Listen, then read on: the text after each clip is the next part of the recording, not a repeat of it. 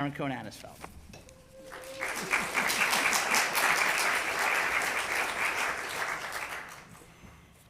Thank you, Andy. Good afternoon, graduates, faculty, alumni, family, and friends. And thank you, Alex, for those beautiful words.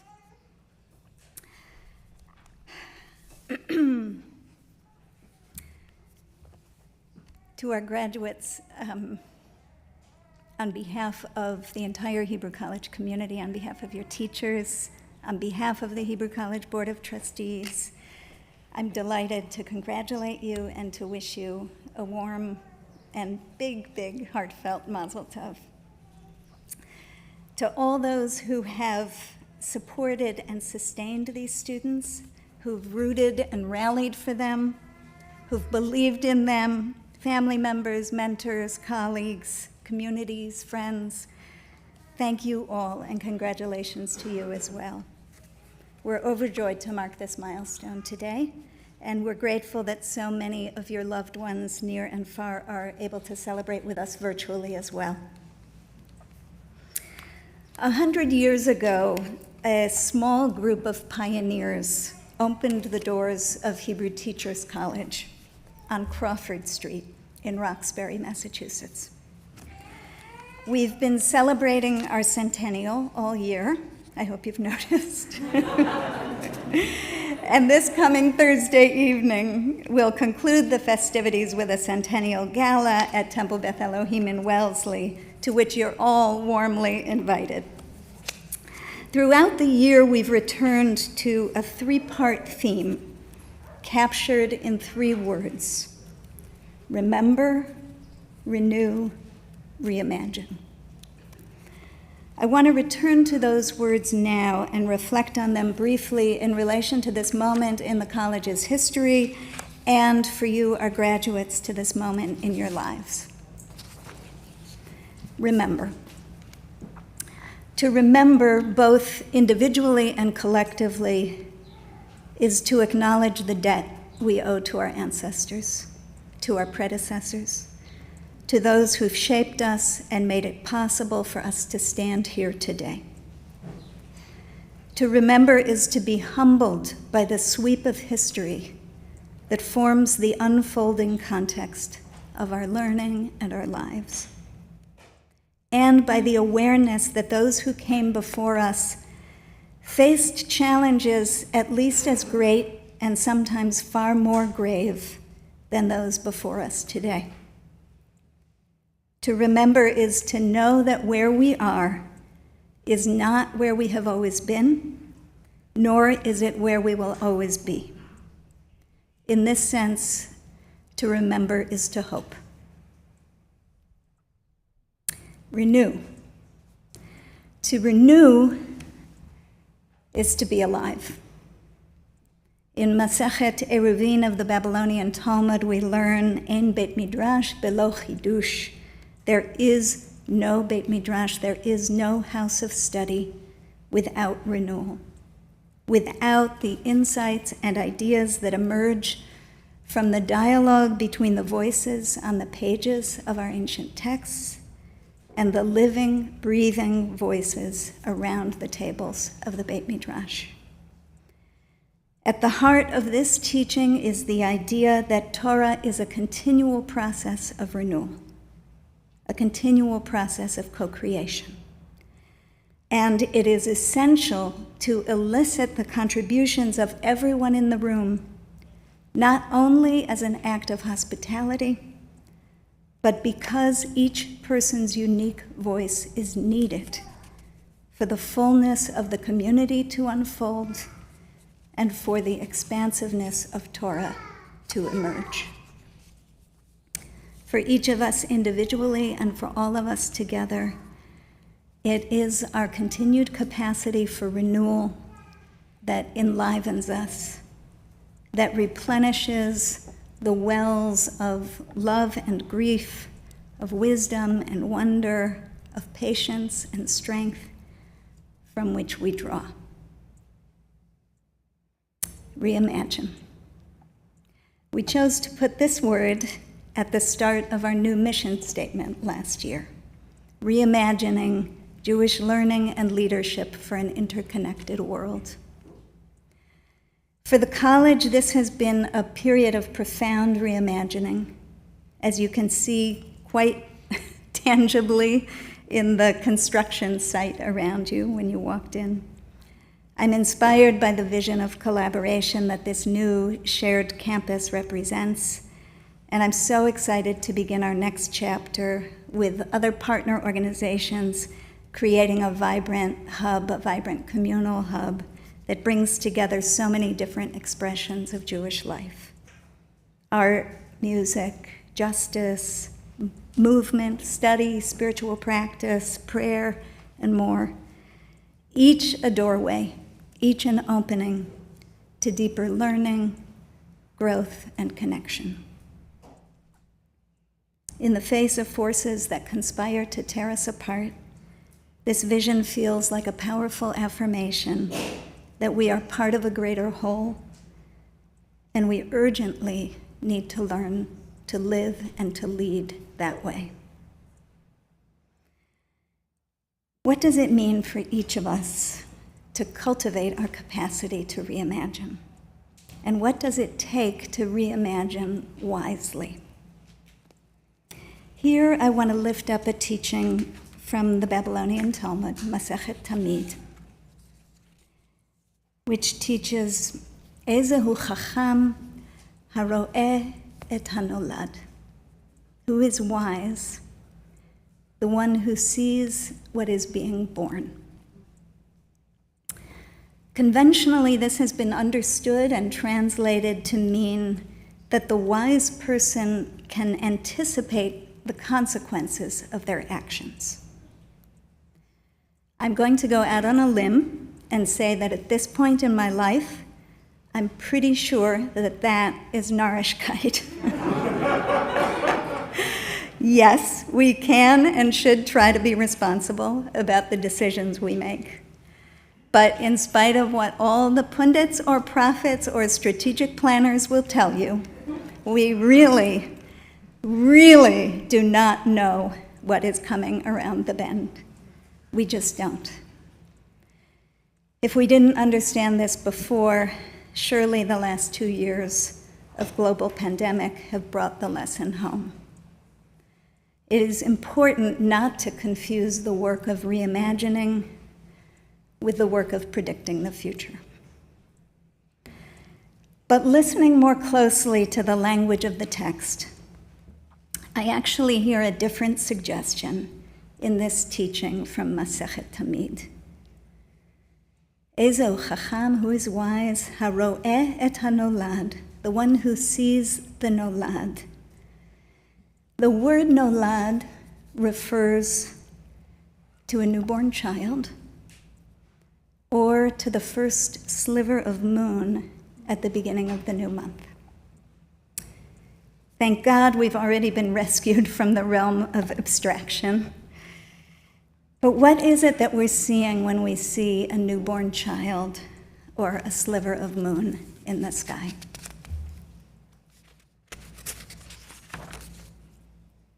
We're not seeing outcomes. We are seeing possibilities.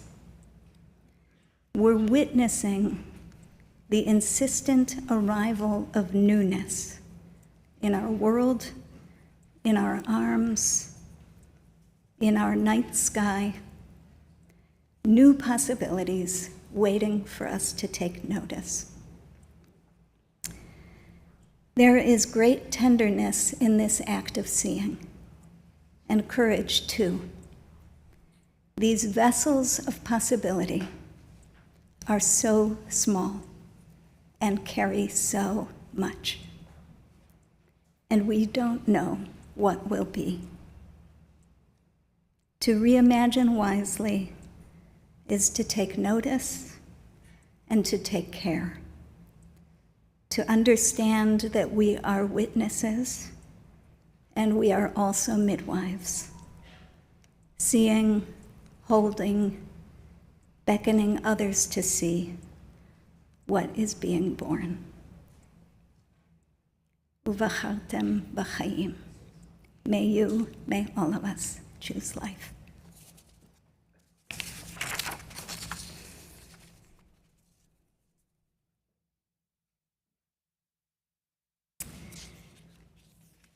I'm going to now invite Dr. Michael Shire to come forward. Throughout our history, throughout these last 100 years, Hebrew College has been committed to nurturing a vibrant, content-rich community through high-quality Jewish education. The college gives special recognition to individuals who have contributed to these goals with awards presented at commencement each year. This year, I'm pleased to invite Rabbi Dr. Michael Shire, Director of the Master's Degree Program in Jewish Education, to present the Dr. Benjamin Shevach Award.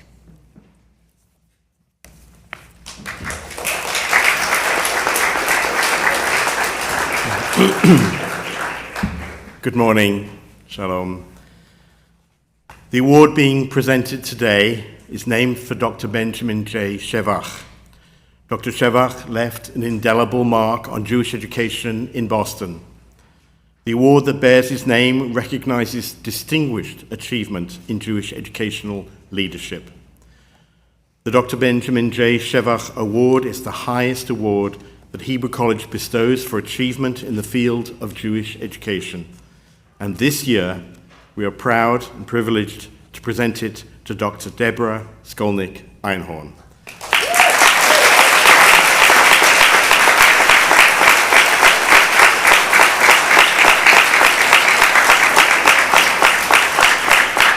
Deborah, would you join me?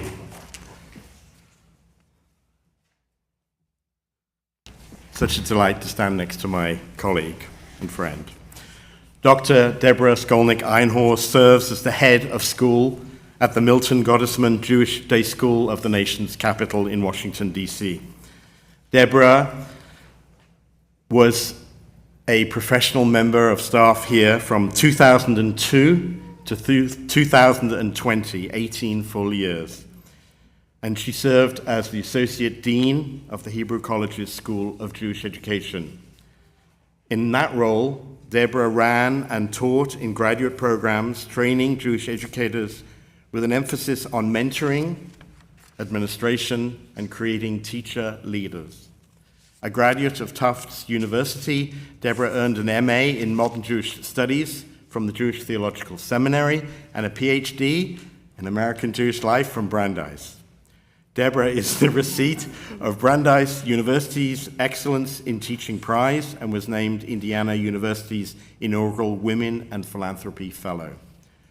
Alongside her professional work in Jewish education, Deborah has been active in pluralistic Jewish day school leadership, serving on the boards of Tufts Hillel, the Jewish Day School of Rhode Island, and Camp Yavneh, and is a past chair of the Jewish Women's Fund of Rhode Island. Deborah, you are a beloved teacher and colleague still here at Hebrew College, where your legacy of supportive mentoring, career guiding, and collaborative leadership is enduring, always reminding us of your promise of a lifetime guarantee of your kindness, counsel, and support. The Musa Midah for gratitude, Hakarat Hatov, teaches us that we have all been given gifts of life and hope, and yet some have the discernment to share those gifts with others. Deborah, you freely share your gifts of wisdom and blessing with all of us.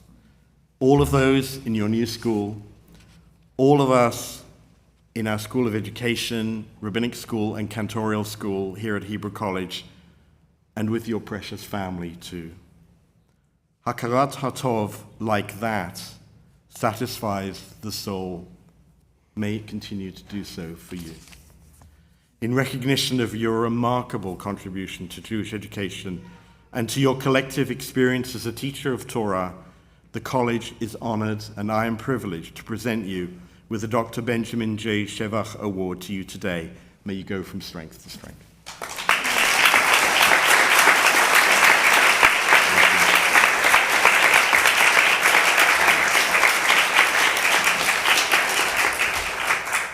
Thank you all. Thank you for this honor.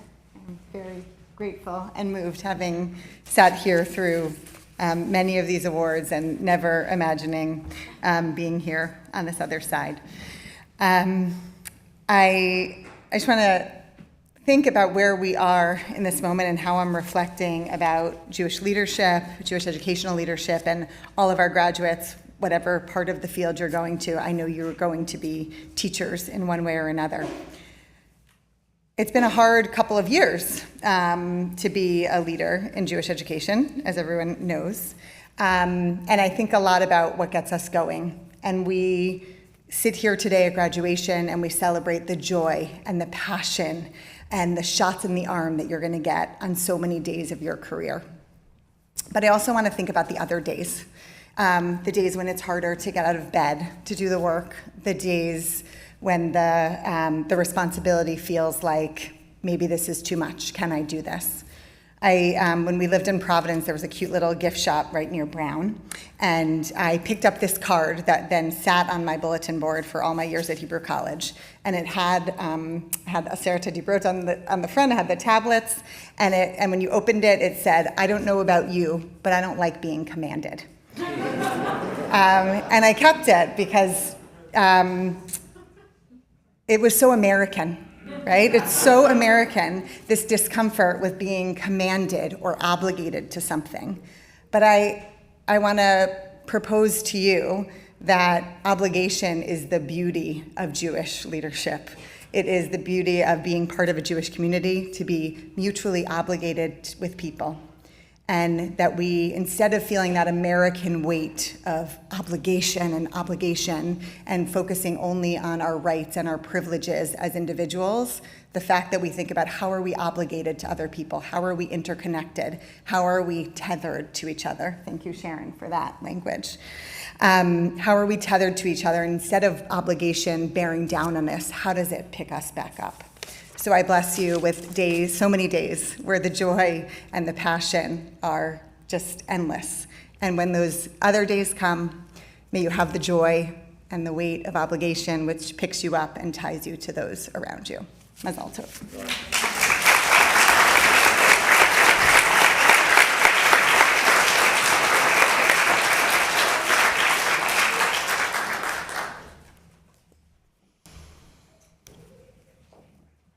Thank you, Michael, and Mazel Tov, Deb.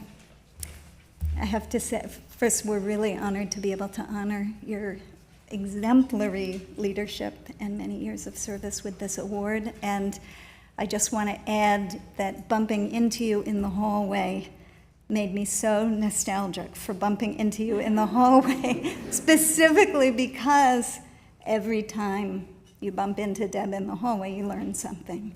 And so really grateful. It's now my pleasure, I think, are we there? It's going to work. Yay! My pleasure to introduce our speaker, Rabbi Tamar Elad Applebaum from Jerusalem. We have a video that she recorded. I have to tell you, she recorded it at about midnight on Thursday night after coming back from a ceremony that she leads each year in Jerusalem of Jews, Muslims, and Christians coming together before Yom Yerushalayim in prayer for bringing Yerushalayim Shel Mala a little bit closer to Yerushalayim Shel Mata. So Rabbi Tamar is the founder of Kehilat Zion, an Eretz Yisraeli congregation in Jerusalem, and she's vice president of the Mesorti Rabbinical Assembly. She's also the co-founder of the Beit Midrash for Israeli Rabbis, a joint project of the Midrasha Educational Center for Israeli Judaism and the Shalom Hartman Institute. She has been an important partner in creating our Balevav Year in Israel program. She taught this group of graduating rabbinical students 3 years ago when they were living and studying in Jerusalem. She's generously made Kehilat Zion a home away from home for our students in Jerusalem. And I'm excited to say that one of our students, Leah Karnow, who's there now, will be serving as a rabbinic intern at Kehilat Zion in the coming year. Rabbi Tamar devotes much of her energy to the renewal of community life in Israel, working toward Jewish spiritual and ethical renaissance, promoting pluralism, religious freedom, and the struggle for human rights. Rabbi Tamar is a treasured partner, an inspiring leader, a soulful shlichat tzibor. I can't get through services at Keilat Zion without crying. And an activist who works from the deepest places of healing and courage and moral conscience with a supple and searching heart. I'm honored to introduce her now, someone I personally consider a rabbi, a teacher, a friend, and a bit of a hero, Rabbi Tamar Elad Appelbaum.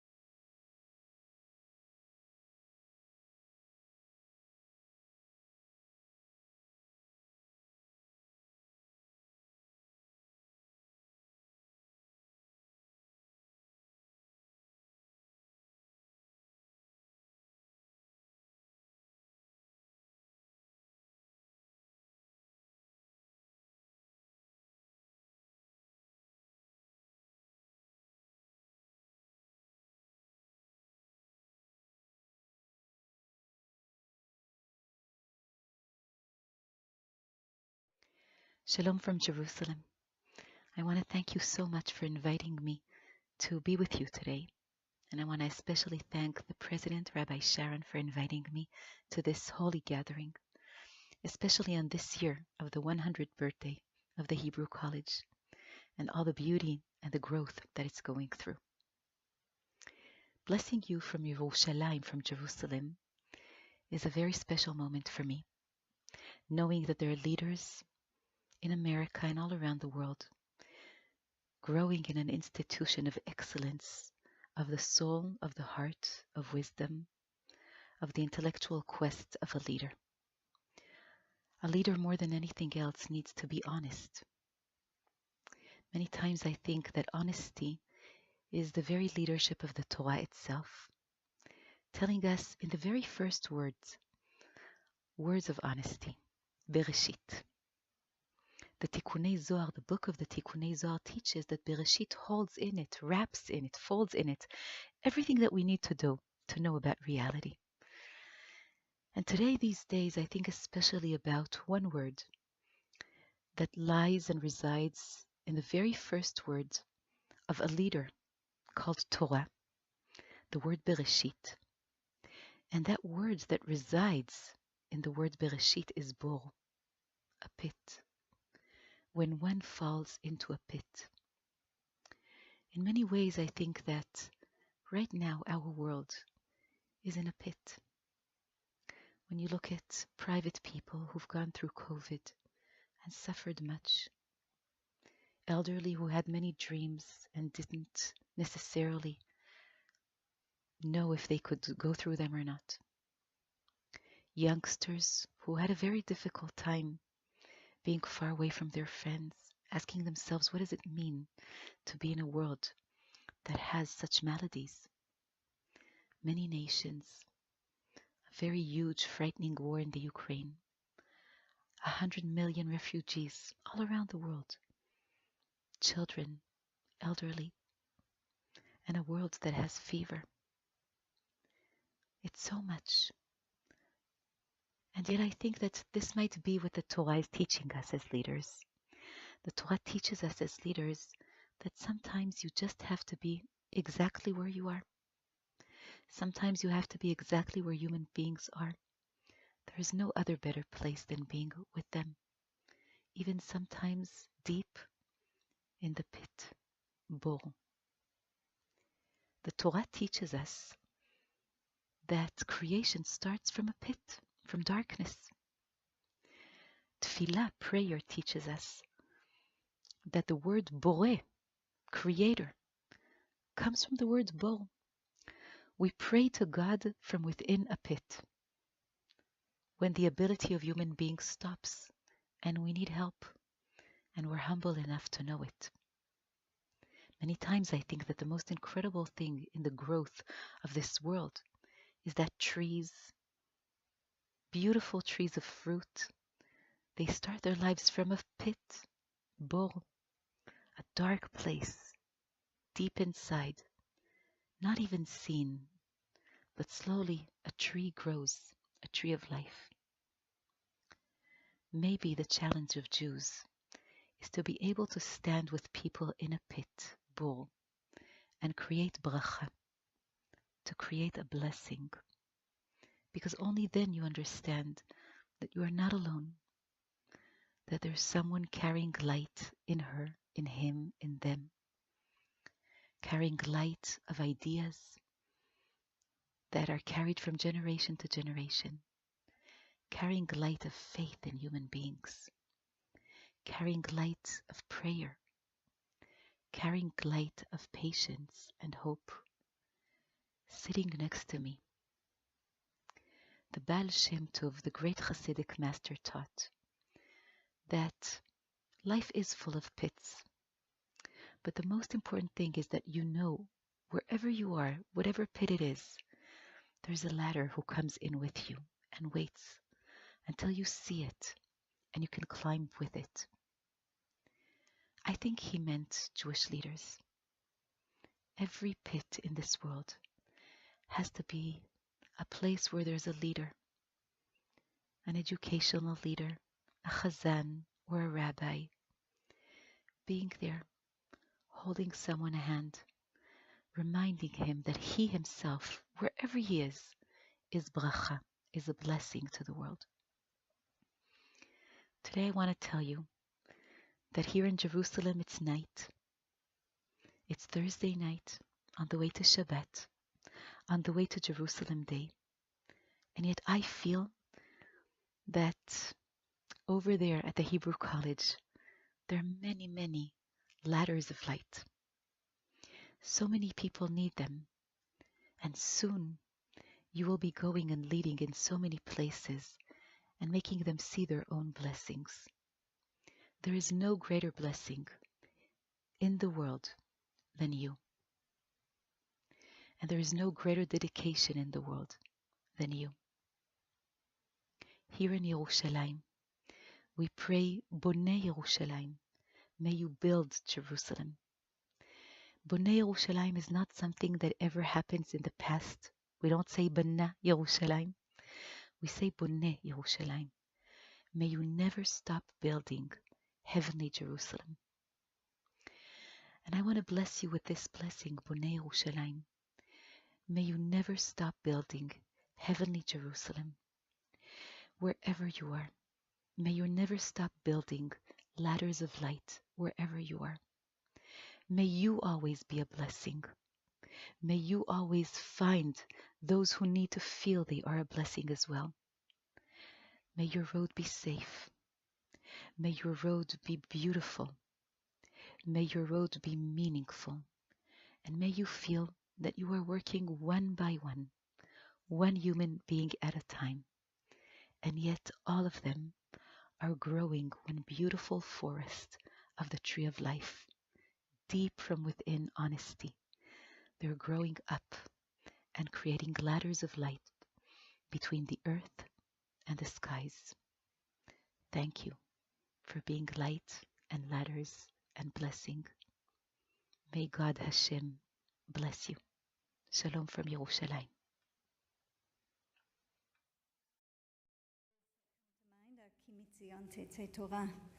May your words of Torah continue to come forth from Zion. You are a ladder of light and a source of blessing to all of us. It's now my pleasure and honor to introduce one of this year's Rabbinic Ordination, also receiving a Master of Arts in Jewish Studies, Genevieve Grenitz, to share some remarks.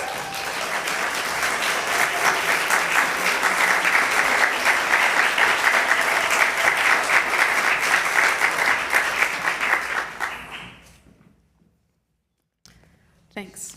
It's quite the act to follow. Hi, everyone. So at the beginning of this year, I had a meeting with the dean of our school, and I found out that I needed to fulfill a requirement I missed, and possibly begrudgingly, I had to enroll in an online class called Theories of 21st Century Jewish Education.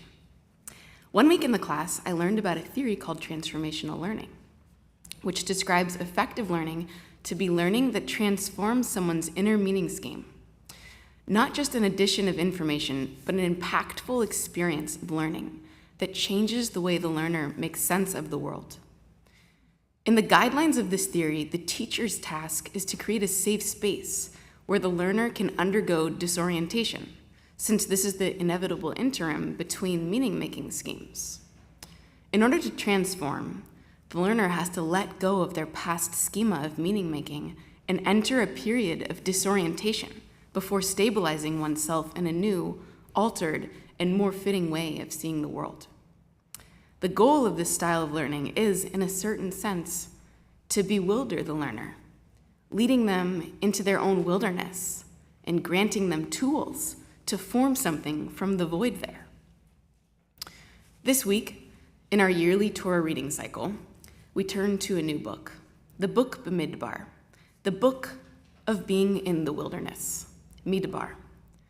The word for wilderness, Midbar, can also be read Midaber, which means speaking. The connection between the two meanings, wilderness and speaking, is widely commented on in our literature. In Shmot Rabbah, in the 4th story of the 2nd chapter, our sages suggest that Moshe was able to bring the Israelites from Egypt to the wilderness because of the merit of Avraham.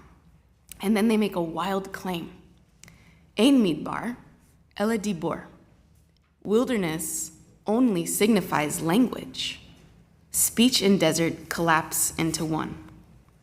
The word midbar is at once a vast desert that many of us know, where quiet rests deep into the traveler's bones, where nature itself goes void in its empty harshness. And this word is language, meaningful sounds and words. Scholar Aviva Zornberg questions, how are we to understand such a meeting of words and knowledge in a world of absence?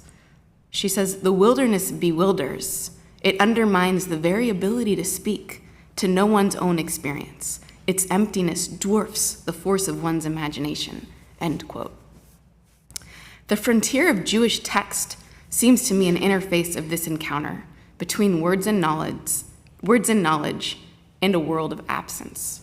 Our creation myth holds that the world we inhabit was created by language. In a certain sense, the desert is composed of words, and so is a page of Talmud. Learning, so often for me, is entering into a wilderness of words with my chavruta, wandering in a place that is at once speaking and entirely confounding. Either a page of text looks like language and my inner landscape is a wilderness, or I bring language to the text that then disappears into a wilderness. My text classes at Hebrew College facilitated this kind of transformational learning, where the constant was a kind of bewilderment. In my experience, my teachers offered a safe space in which to be disoriented while my inner meaning schemes transformed. I often found myself walking in this liminal void, where my past understandings of the world would no longer fit, and I was yet to find some kind of comfort or new compass by which to orient myself. The most powerful aspect of my experience at Hebrew College was that in this void place, where I felt I had no voice, no language, my teachers and chavrutot would ask me to speak. I can remember so many times in Talmud class with Jane when I would half raise my hand and utter something that seemed nonsensical before realizing I had no idea what I was saying.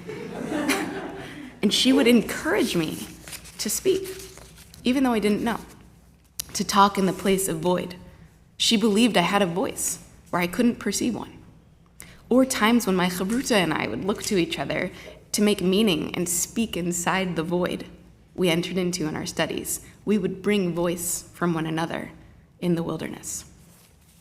I've been bewildered in a stunningly productive way by my learning here. And if I were left to my own devices, I would be speechless in the void there. But the Hebrew college community repeatedly trusted that I had something to say. More than anything else, this place has given me courage to speak in a wilderness and has offered me tools to access bewilderment inside our sources. I thank you so much for asking me to speak today and for trusting over and over again that I have a voice. It has been a wilderness of healing and a language of trust. Thank you.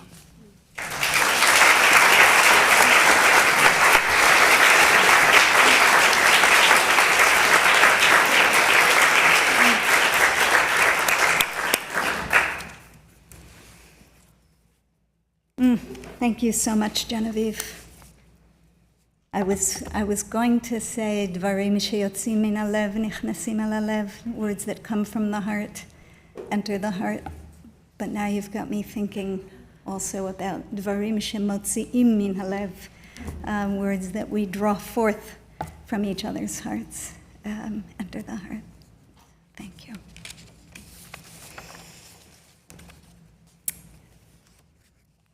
A note before we can continue with the conferring of academic certificates and degrees. At the end of each academic year at Hebrew College, prizes are awarded to students who've distinguished themselves through exceptional academic achievements. If you'll reference the Hebrew College Commencement program, you can see the full list of this year's prize and award recipients. We congratulate all of them and extend our thanks to the Friends of Hebrew College for whom these prizes are named. We'll now proceed with the conferring of academic certificates and degrees, and I invite Rabbi Dr. Michael Shire back to the podium to present the candidates for certificates and degrees in Jewish education.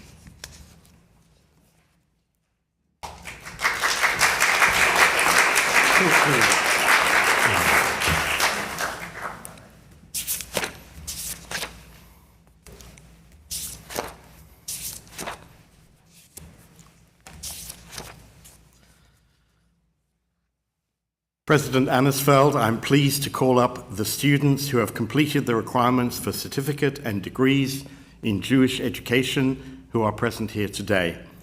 Graduates, please come forward when your name is called and remain standing when you return to your seats. First of all, the candidate for a certificate in Jewish experiential education, Harav Talia Weisbed Shalem, Rabbi Talia Weisbed Shalem.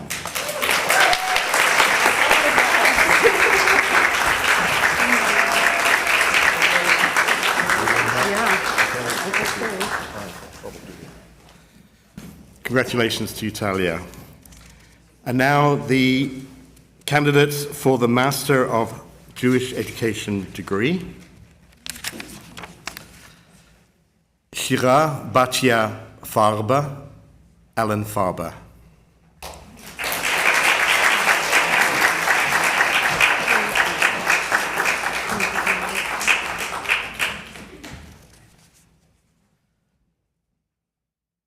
Chava Nechama Lovitz, Heidi Naomi Lovitz.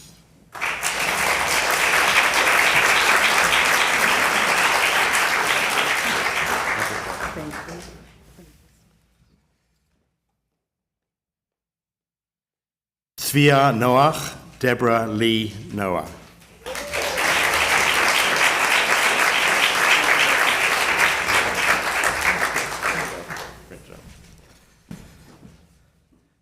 Esther Rosenberg, Emmy Rosenberg.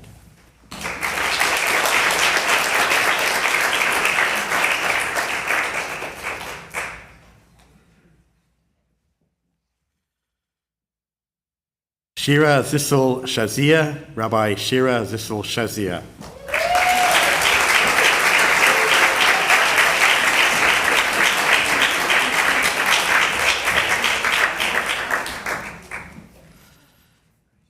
And unable to attend today, but online, we mention the name of Simcha Tzidik, Gina C. Tzidik.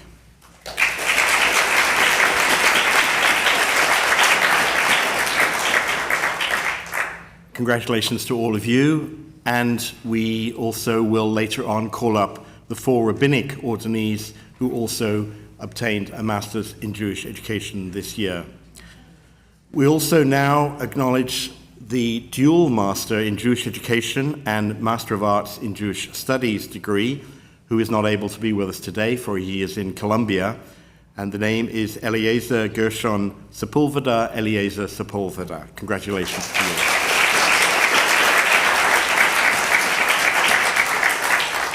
We also wish to acknowledge those students who have completed their studies in our Pardes Educators Program, an intensive 2-year program for individuals pursuing a career in Jewish day school education.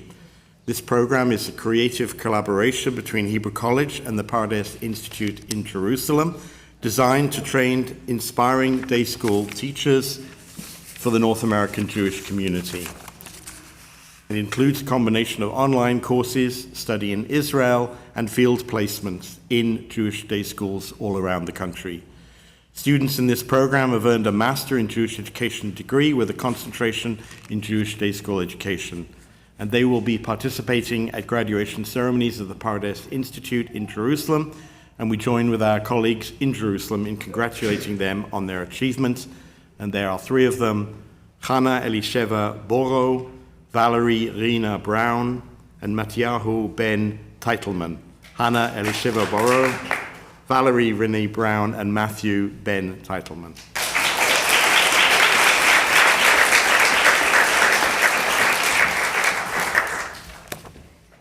Standing. In recognition of the requirements you have completed, upon the recommendation of the faculty and with the approval of the Board of Trustees, I am pleased to confer upon you your degrees and certificates from Hebrew College. Mazal Tov, congratulations.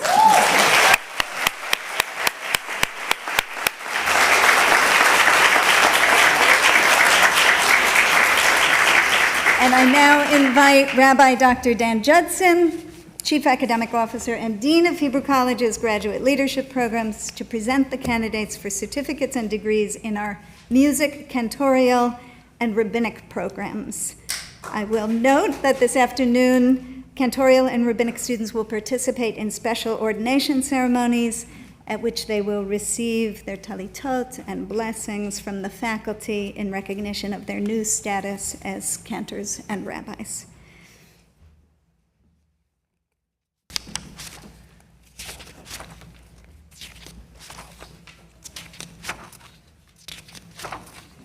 Thank you, Rabbi Annisfeld. We'll begin with the certificate in Jewish sacred music. This paraprofessional certificate is designed to train individuals to become cantorial soloists, shlichei sibor, and Jewish educators who may be called upon to lead or teach tefillah in their synagogues. The candidate for the certificate in Jewish sacred music: Shmuel Benjamin Dor, Samuel Benjamin Dor.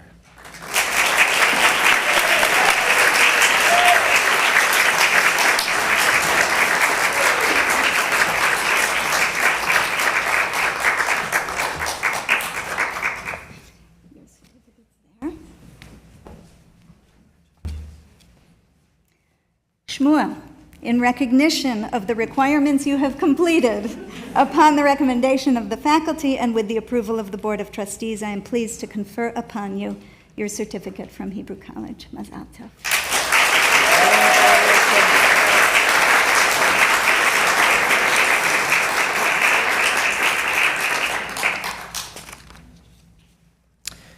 We continue with candidates for Cantorial Ordination. Our program in Cantorial Ordination fuses traditional Jewish text and liturgy with innovative musical and spiritual programming to meet the needs of 21st century Judaism. Our cantors serve as spiritual and musical leaders, communicating Judaism that is both authentic and accessible, creating vibrant and inclusive spiritual communities. President Anisfeld, I'm pleased to present the candidates for Cantorial Ordinations. Graduates, please come forward when your name is called, and then remain standing. Mayor Yisrael Gutman, Mark Stephen Gutman.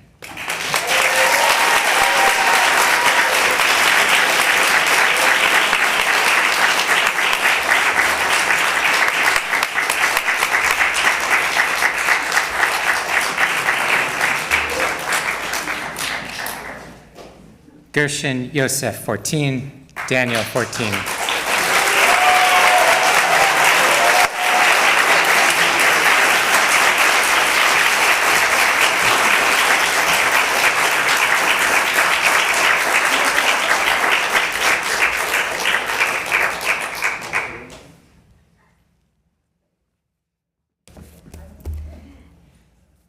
DJ and Mark, in recognition of the requirements you have ably completed upon the recommendation of the faculty and with the approval of the Hebrew College Board of Trustees, I am pleased to confer upon you certificates of Cantorial Ordination and to DJ your Masters of Arts in Jewish Studies.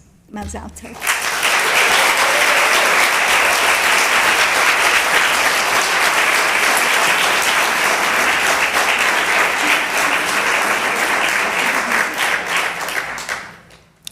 We'll now confer master's degrees and ordination certificates to members of the 15th graduating class of the Rabbinical program of Hebrew College.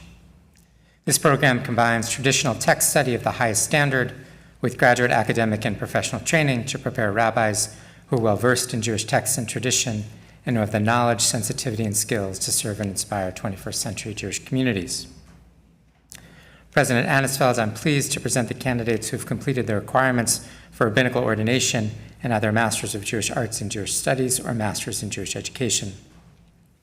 Please come forward as your name is called and remain standing when you return to your seats. Sarah Rachel Blumenthal. Sarah Blumenthal.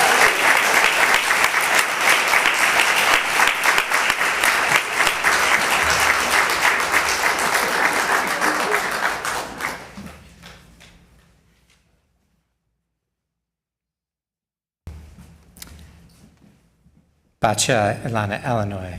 Bacha Illinois.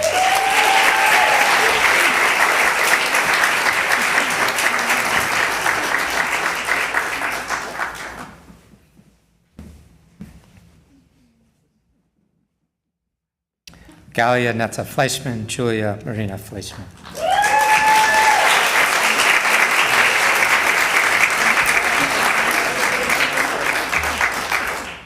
Yosef Glick, Joey Glick.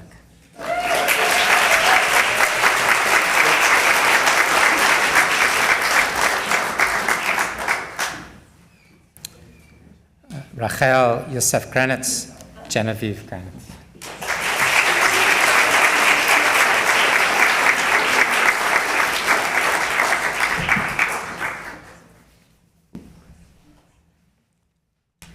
David Chaim Jocelyn, Dewey David Jocelyn.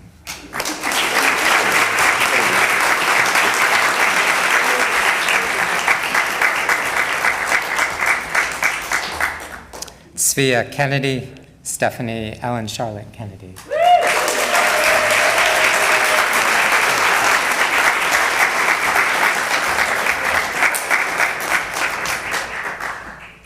Talia Laster.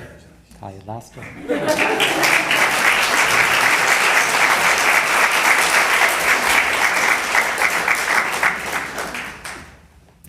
Sarah Michal Sanmel, Frankie Sanmel.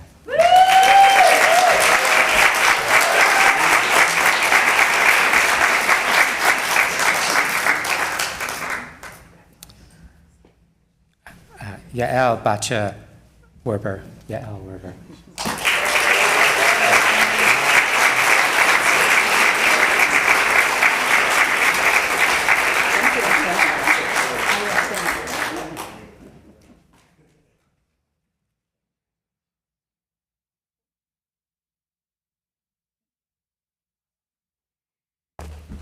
In recognition of your completion of the requirements for Rabbinic Ordination and for the degree of Masters of Arts in Jewish Studies or in Jewish Education, upon the recommendation of the faculty and with the approval of the Board of Trustees, I am pleased to confer your degrees and certificates of ordination. Mazal tov.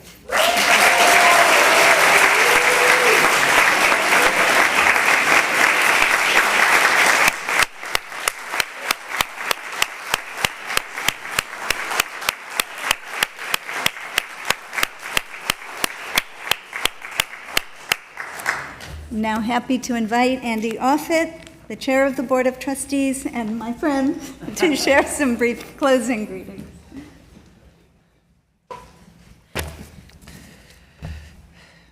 Graduation is one of my favorite days of the year. A favorite because I get to celebrate with all of you. A favorite because I get to see many of the faculty, staff, and students that I've worked with over the past year. And a favorite because for graduation, I think I have the best seat in the house. On graduation day, most of the graduates, friends and family and faculty, they sit in the audience and they face forward. They watch the speakers and the performers. Not me. I get to sit here and look out on all of you. I get to see the smiles, the tears, and the enormous sense of accomplishment. And that's just from the parents. Although I will admit it's a little harder this year with masks, but I can still see. I can tell.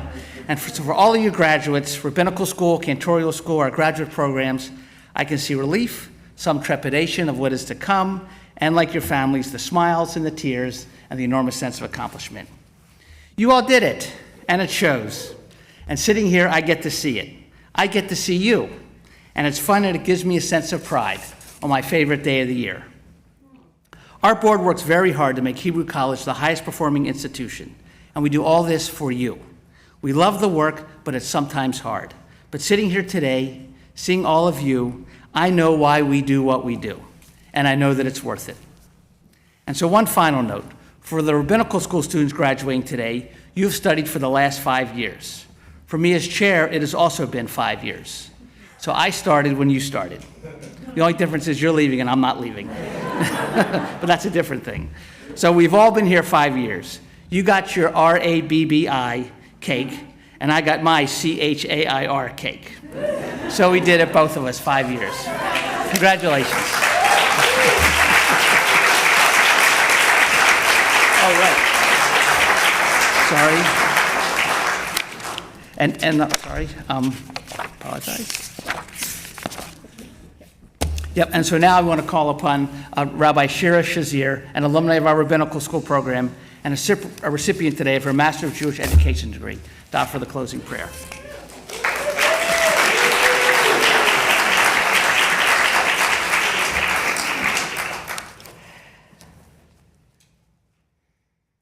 Ribono Shel Olam, Master, Teacher of infinite time and space, bless the rabbis, cantors, scholars, and educators who gathered today to mark the closing of a time dedicated to learning and growth, and everyone who has helped each of us reach this day. To you, God, there's little distinction between the several years each of us has been nurtured in this sacred learning community and the 100 years that Hebrew College has been doing the sacred work of uplifting Jewish leaders. Both are like the blink of an eye. But we marvel at the change the world has undergone in those spans of time. Over its 100 years, Hebrew College has grown, moved, and adapted in all of the ways necessary to remain steadfast in its mission, to sustain the vitality of the Jewish community of Boston and of America through education that is engaging and relevant to the times. For today's graduates, in the time that it has taken us to pursue our course of study, the world has changed around us. The paths we envisioned our studies leading us on may now appear different than we imagined when we began. But the Jewish community needs leaders no less than it did when we began, or when Hebrew College itself began. God, who dwells among us, Bless us with the ability to adapt and thrive, like the school that has nurtured us, and in the footsteps of our ancestors who understood that you dwell with us wherever we are, if only we reach out to find you. Bless us with the wisdom to share what we have learned in this holy community, to let your words, your wisdom, and your presence guide our path. Help us to continue to grow and learn, drawing on the source of learning we can always find in our teachers, our colleagues, and friends, and help us to recognize and learn from the divine image in every human being we encounter. And sustain the mission of Hebrew College in its next 100 years, so that it may continue to enrich the Jewish community as it has enriched us for generations to come.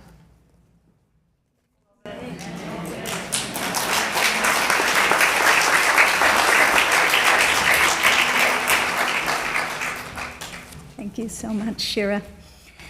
We conclude these commencement exercises now with a musical prayer offered by Kol Harev, a vocal ensemble comprised of students, staff members, faculty, and alumni of Hebrew College.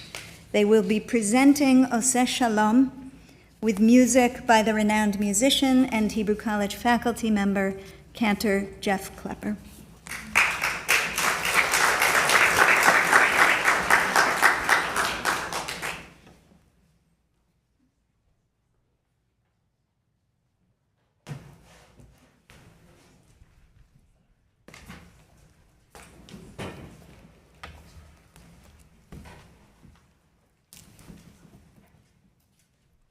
As Kol Harev comes to the bima here, we'd like to thank Julia Sabra, who will be playing the guitar, and Mark Gutman, a graduate of this year of 2022, who will be singing the solo in Oseh Shalom. Thank you both.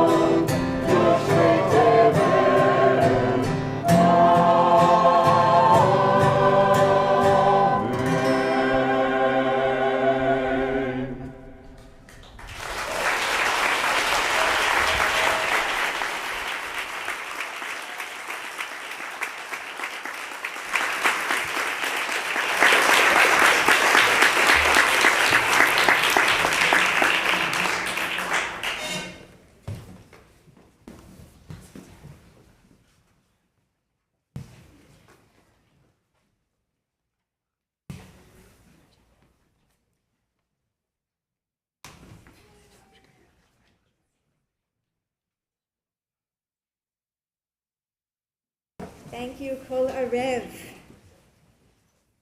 This concludes our commencement ceremony. About that. I want to extend one more big mazal tov. Well, it might not be the last one of the day, but one more for now. Big mazal tov to all of the graduates and to those who've been honored here today. On behalf of the Hebrew College community, thank you all for joining us. You're warmly invited to join us back here at 1:30 for our Cantorial Ordination ceremony and at 3 p.m. for a Rabbinic Ordination ceremony. Mazal tov. Thank you.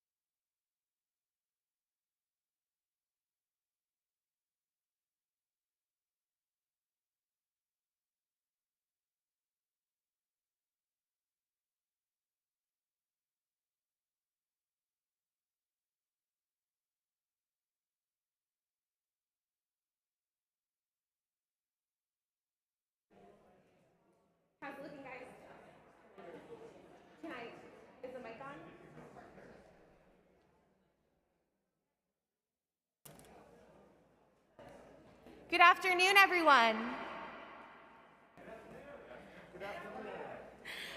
The Cantorial Ordination is about to begin. We'd appreciate it if you could take your seats and please silent your phones. As you entered, you were given a card with a QR code. Please use the code to access the program or go directly to the Hebrew College website, hebrewcollege.edu, to view the program. The ceremony is being live streamed on YouTube as well as being recorded. In order to boost our production team's signal, we would appreciate you not providing additional live streams on your own phones. Thank you for wearing a mask. They are required today. Please be sure that it is covering your nose and mouth throughout the time in the building. Thank you.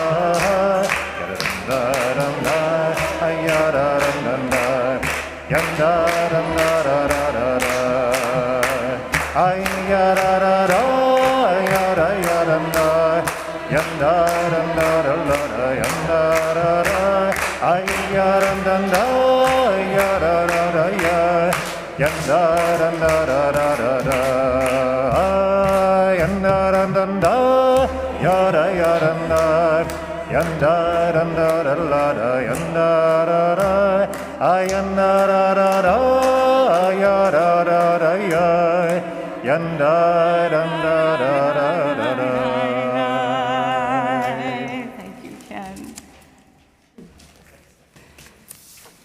Thank you, Rav Chazan, Ken Richmond, for leading us in that wonderful niggin, this great celebration.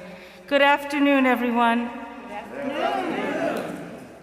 I am Cantor Lynn Torgo, the director of the Cantorial program of Hebrew College, and what a great honor it is to be here today. What a pleasure it is to have you all here in person and online to celebrate this wonderful, joyous occasion, the ordination of two new graduates of the Cantorial program of Hebrew College, DJ Daniel 14 and Mark Gutman, and the recognition of Shmuel Dor receiving his certificate in Cantorial Arts.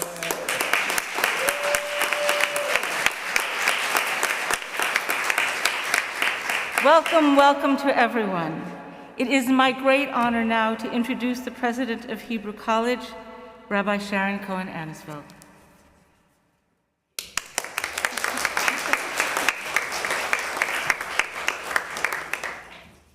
Thank you, Lynn. Thank you, Ken. Can we say Rav Chazan and Rebitz?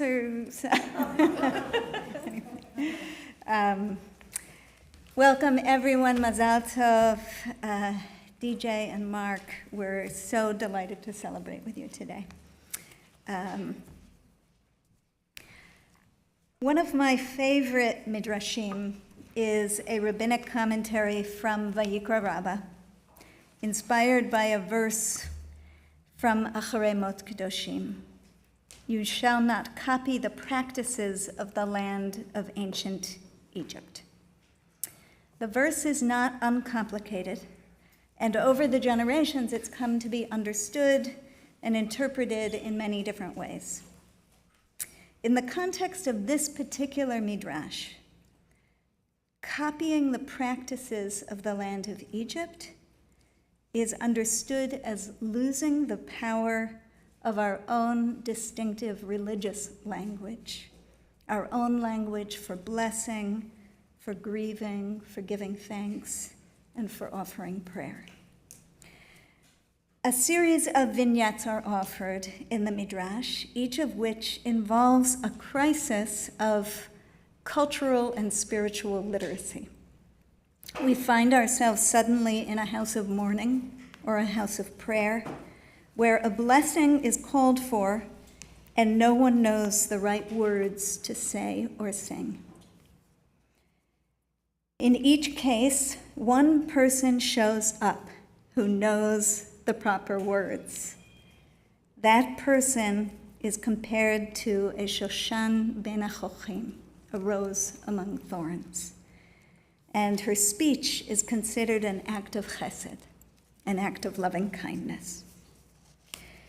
The Midrash concludes with a story about Rabbi Elazar, who is publicly humiliated because he's asked to lead a community in prayer and doesn't know how. All of our worst nightmares.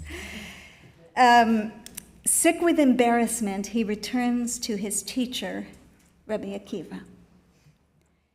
With kindness and without condescension or judgment, Rabbi Akiva says, "Do you want to learn?" And he says, "Yes." And Rabbi Akiva teaches him. And Rabbi Elazar goes back to the same community, this time having, quote, regained the power of speech. There is so much about this midrash that speaks, I think, to your work as chazanim, to your work as spiritual leaders. It reminds us that when we lose the inflections of our religious language, when we lose the words and the melodies that allow us to come together to pray, to comfort, to bless, we lose that capacity, to come together to pray, to comfort, and to bless. The Midrash, I think, prods us towards a vision of Jewish life that is welcoming, deeply welcoming, but not watered down. It reminds us to think carefully about how we create learning environments in which all are elevated and none are demeaned. And it reminds us, above all, that chesed, that loving kindness, is at the heart of our work as spiritual leaders. To remember that the knowledge we seek, all the knowledge you have sought and gained, the words we speak, the songs we sing, all of that is not for our own aggrandizement, but to allow us to be of service to communities, to individuals, searching for genuine connection with each other and with God. May your words and your melodies continue to bring more chesed into the life of our people. May you be like a Shoshan ben Achochim, like a rose among thorns, and may you have the wisdom, skill, and strength to open your mouths and offer blessings wherever they are needed. Ken Yehi Ratzon.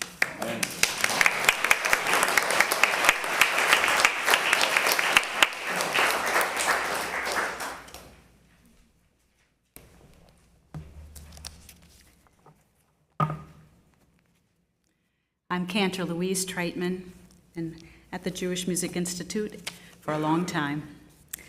The Jewish Music Institute was created in the early 1990s. At that time, we offered a certificate in Jewish music. I was one of the first recipients, almost 30 years ago. This year, we are pleased that Shmuel Dor will receive a certificate in Jewish sacred music from Hebrew College. This will be our final certificate in Jewish music. Shmuel, we wish you mazel tov on this special day. We know how hard you have worked. We are pleased that you sing in Kol Arev, our chamber choir, and hope you will continue to sing with us. Shmuel, I invite you to come to the bima now to receive your certificate.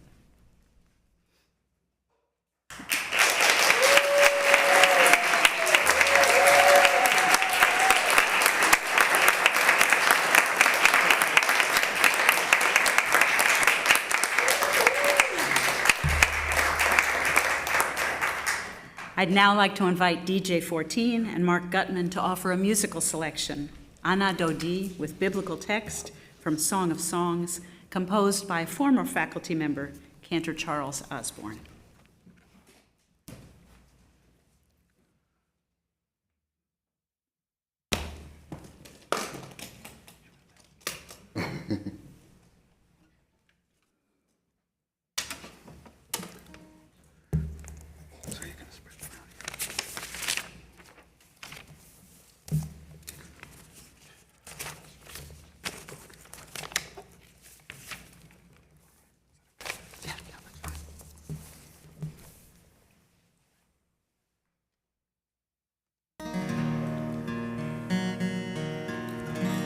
Ana Dodi ve'amar li Kumi lach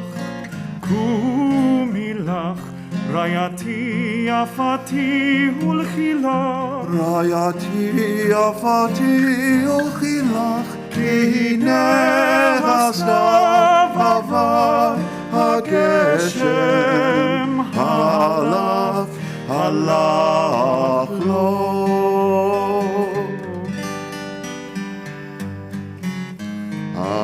Anitzani miru v'aretz Et hazamir higia Kol hator nishma be'artzeinu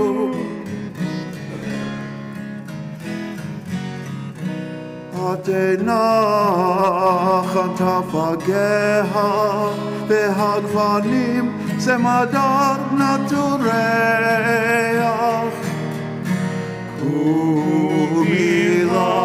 Kumilach Rayati Yafati Uchilach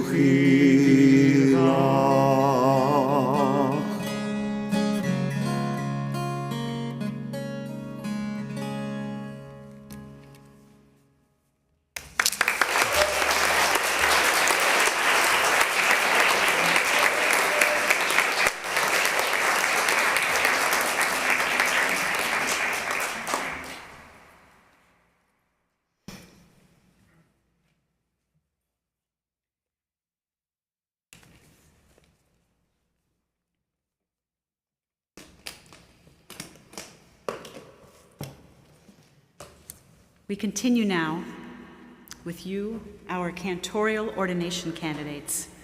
What a wonderful day, full of blessings. As we heard in our speaker, the rabbi from Israel this morning, it was so beautiful how she spoke about blessings. You too are each a blessing, and today you will receive blessings. Your first blessing is the talit, your Hebrew College prayer shawl. The tzitzit, the fringes on the four corners, are mentioned in the Torah, in the book of Bamidbar, which we begin this week. Uritem oto uschartem et kol mitzvot Adonai. Look upon them to remind you of the mitzvot, of the commandments. In addition, the words on the atara, the collar, were chosen carefully from Psalm 105.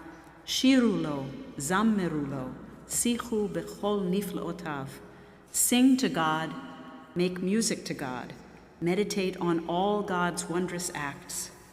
May you feel the presence of the Holy One each time you unwrap yourself in your new talit, each time you pray and share your beautiful voice.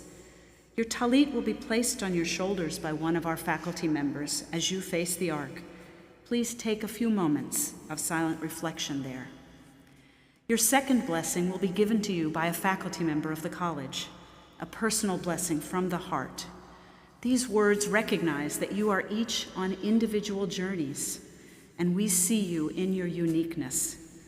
We are more than your teachers, we become your friends, and now we are your colleagues. In the Mishnah, Pirkei Avot, it says, Aseh lecha rav ukne lecha chaver. Make for yourself a teacher and acquire for yourself a friend. After you've each received your talit and personal blessing, Cantor Torgo will invite you back to the ark, and there we will invoke God's blessing upon you with these ancient words and in this ancient way, you will become Klei Kodesh, ordained as vessels of the holy. This third blessing, God's blessing, comes from the book of Numbers. Often called the priestly blessing, it's actually 3 in 1, frequently offered at sacred moments. Today, it is part of the smicha ceremony, the ordination ceremony. May God bless you and protect you. May God's presence shine upon you and be gracious to you. May God's presence be lifted toward you and give you peace. I'd now like to call forward our first candidate, DJ 14. He will be joined by Professor Joshua Jacobson at the Ark.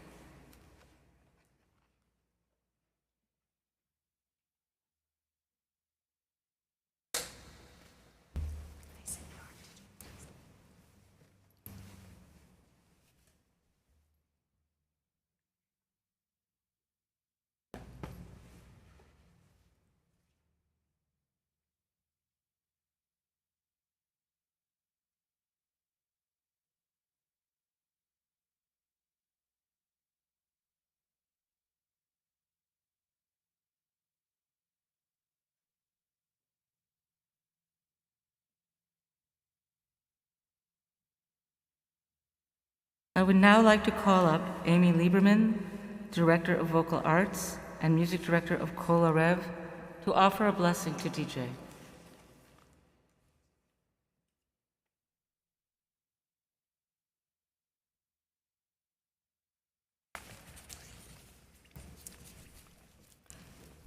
Good afternoon. DJ, since you began your Hebrew College journey, we have felt your presence, lightly at first, growing deeper and surer over this rich time of learning together.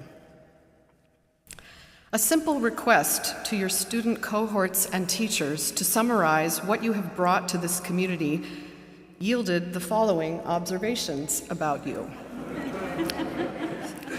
DJ exudes a confidence that is gentle and inviting, an active collaborator and listener. The synthesis of his chanting and his instrument is enchanting. DJ is always working to grow in all aspects of his cantorate and his life. A very talented and competent mensch. DJ uses his expertise and musical skill in the service of his community's spiritual growth as well as his own. An engaging song leader with his expert guitar playing, and somehow he also sings incredible chazanut. He dislikes being the center of attention and was uncomfortable receiving so much applause at the end of his stunning capstone recital. Lover of humans and dogs.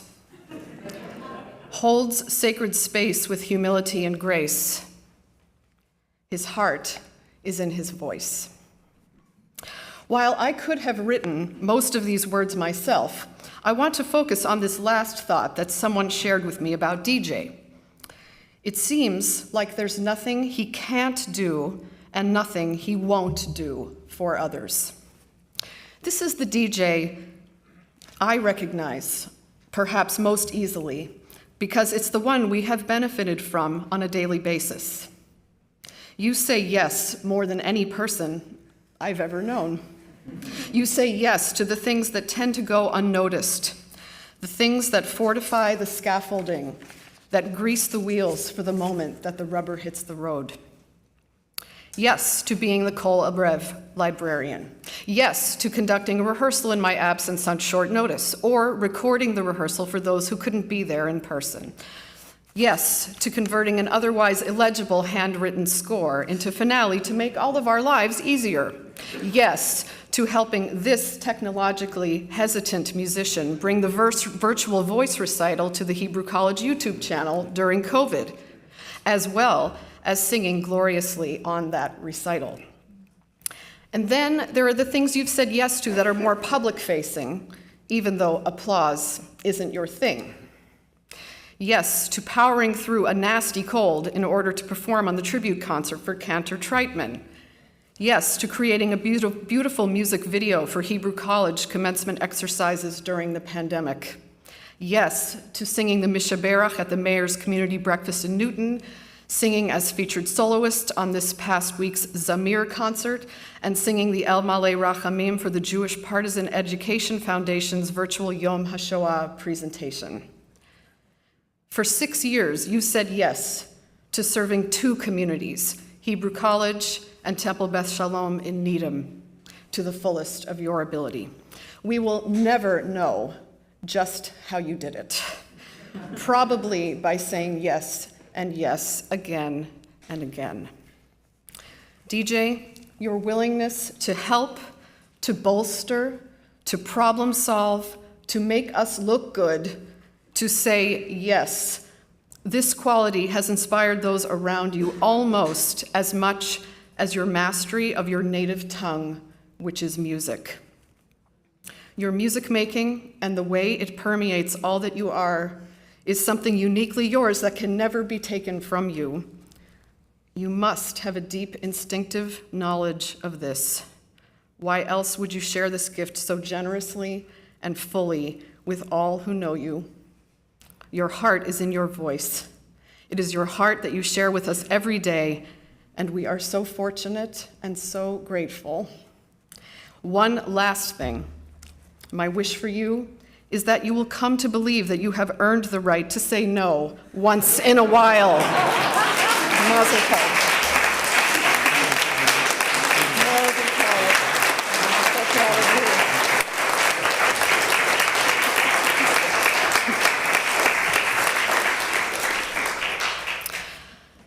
I'd now like to call forward Mark Gutman. He will be joined by Cantor Louise Treitman at the Ark.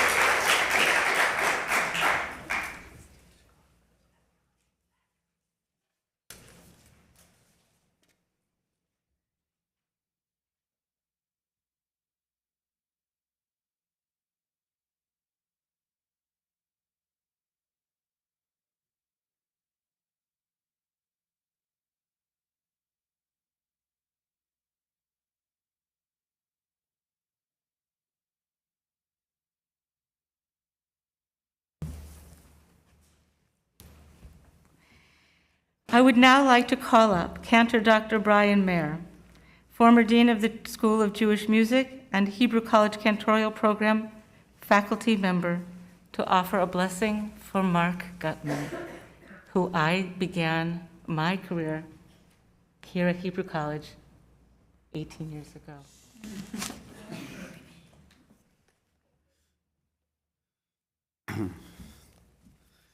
You stole one of my lines.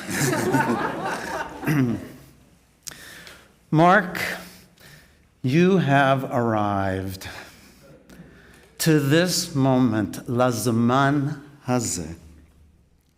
I can't think of any more appropriate bracha for you than Shehechianu, V'kiyamanu, V'higianu. That the Holy One has kept you alive, has sustained you, and has brought you to this moment, Lazman Hazeh. If we look at the center of the word of Shehechianu, we have the 2-lettered word Chai, life. And if we take the numeric values of those 2 letters, Chet and Yud, we get the number 18. Mark, you started on your ordination journey in 2004, and it's now 2022, 18 years. But it isn't just that you lived through it, it's how you lived through it. You had major hoops to crawl through and hurdles to climb over.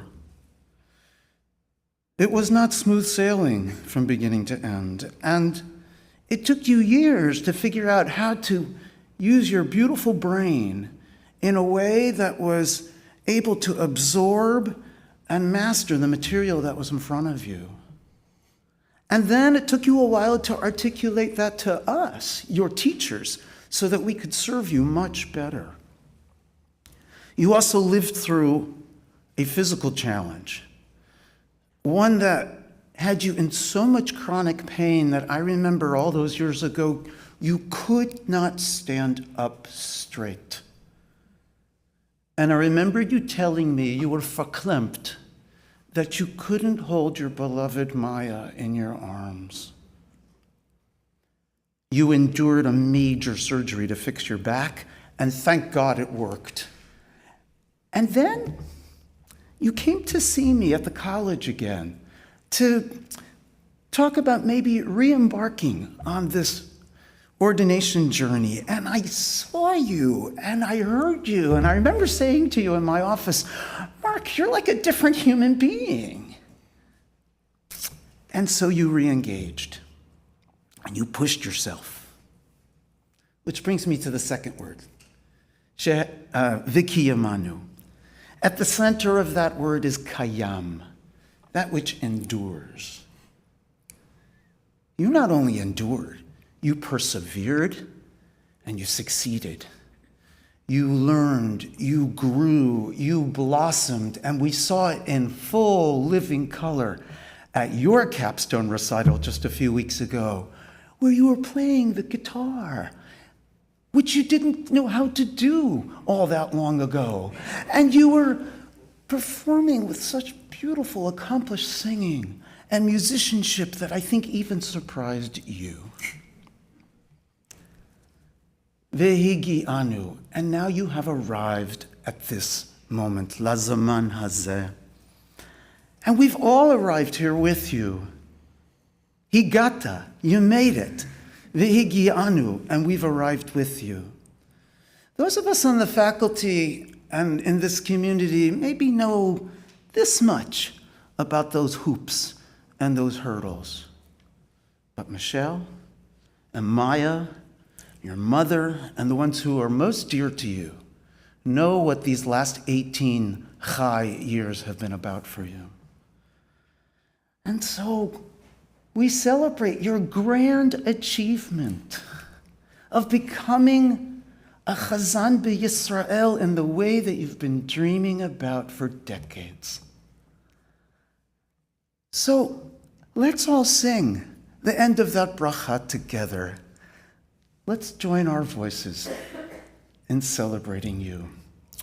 Shehecheyanu v'kiyamanu v'higyanu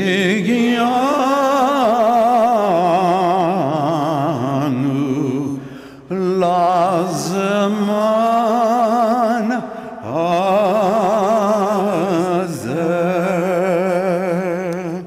Mazel tov, Mark.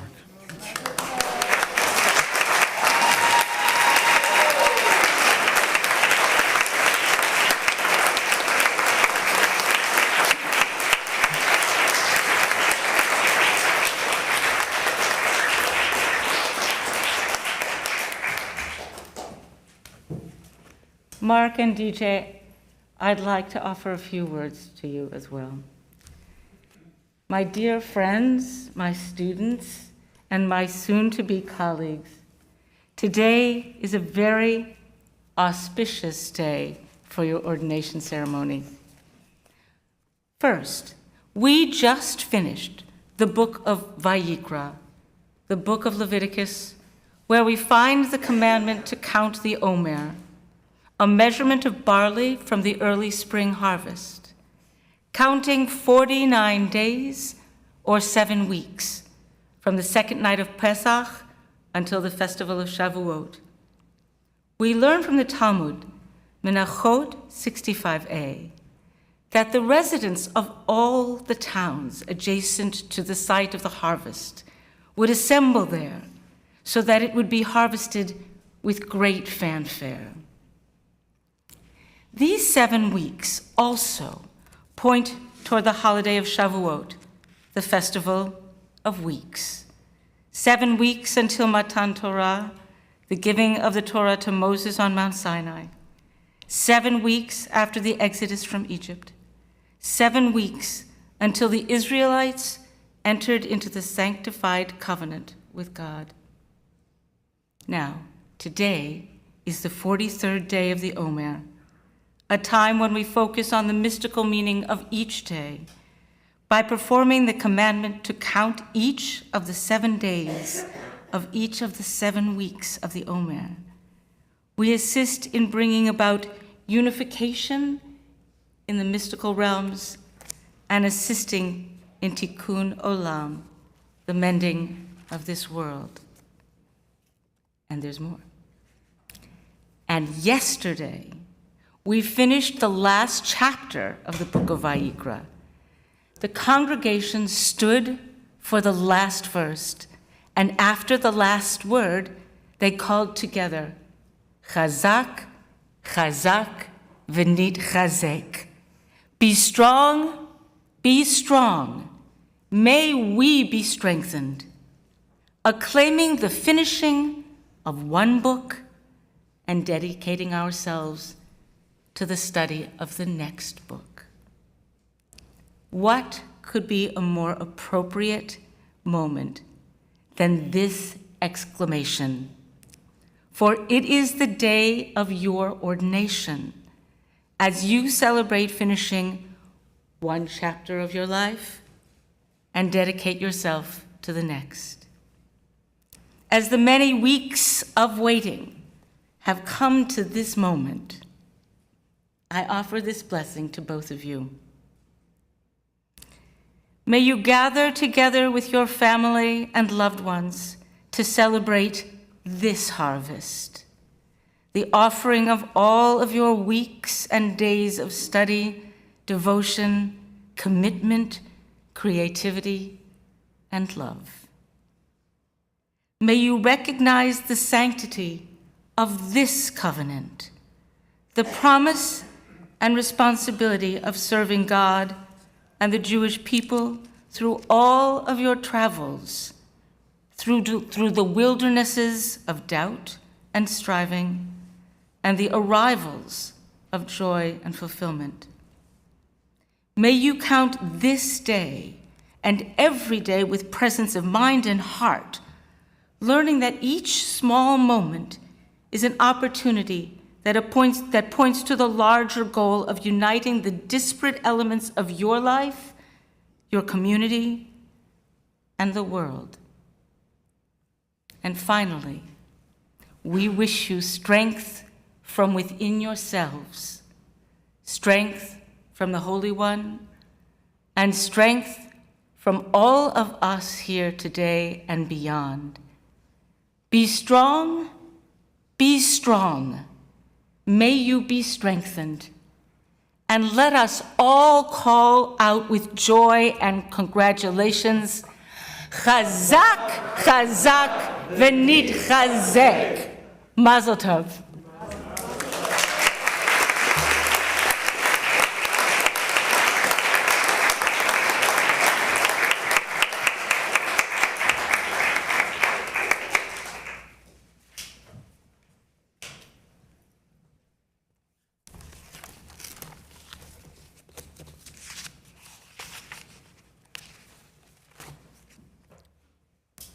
I would now like to call up Cantor Louise Treitman and Cantor Brian Mayer to join with me in the priestly blessing.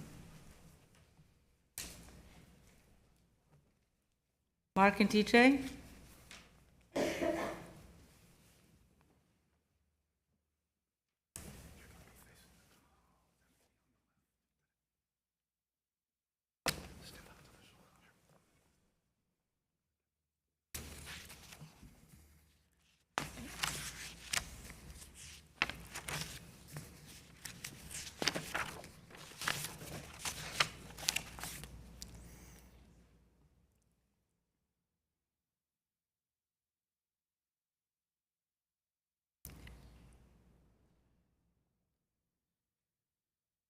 Yivarechecha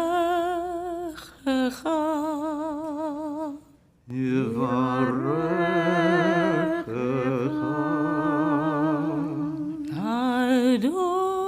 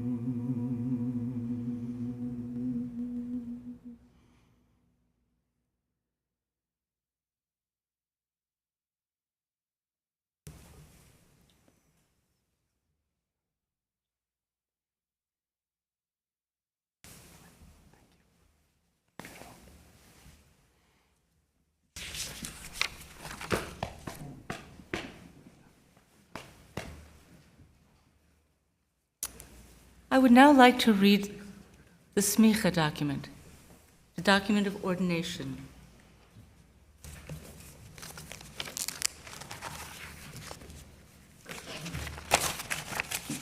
I have a copy of it right here. Yes, I do. We, the faculty of the School of Jewish Music of Hebrew College and the Cantorial program, affirm that our students, DJ 14 and Mark Gutman, have completed their course of study in the Cantorial Ordination for Spiritual and Educational Leadership. Through the service of the heart and mind, they have invested their souls toward the attainment of expertise in sacred music and educational leadership. As the psalmist said, sing to the divine presence, make music for the Holy One. Shiru lo, zamiru lo, sichu b'chol nifleotav. We thus ordain them and declare them worthy of the title Chazan b'Yisrael, cantor. Mazal tov.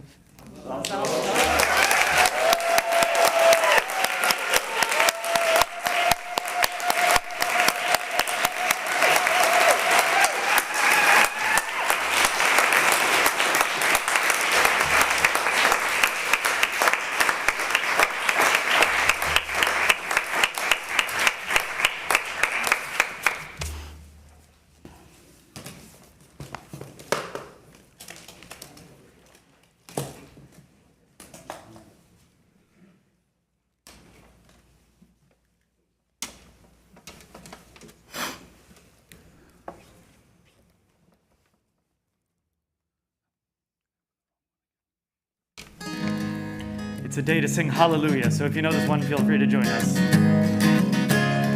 Hallelujah, hallelujah, hallelujah, hallelujah, hallelujah, el bekocho, hallelujah, birkia uzo, hallelujah, gvurotav, hallelujah, kerov kudo, hallelujah, hallelujah, hallelujah, hallelujah, hallelujah, tika shofar, hallelujah, benevel v'chinor, hallelujah, betov u'machol, hallelujah, b'minim ve'uga, hallelujah, hallelujah, hallelujah, hallelujah,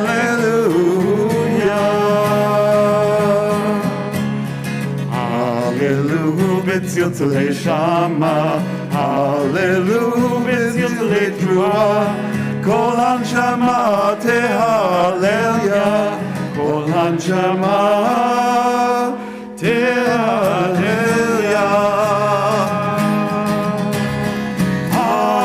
Hallelujah, hallelujah, hallelujah, hallelujah, hallelujah, hallelujah, hallelujah,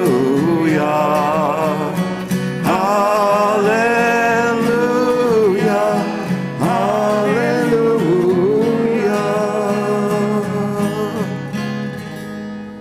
Amen.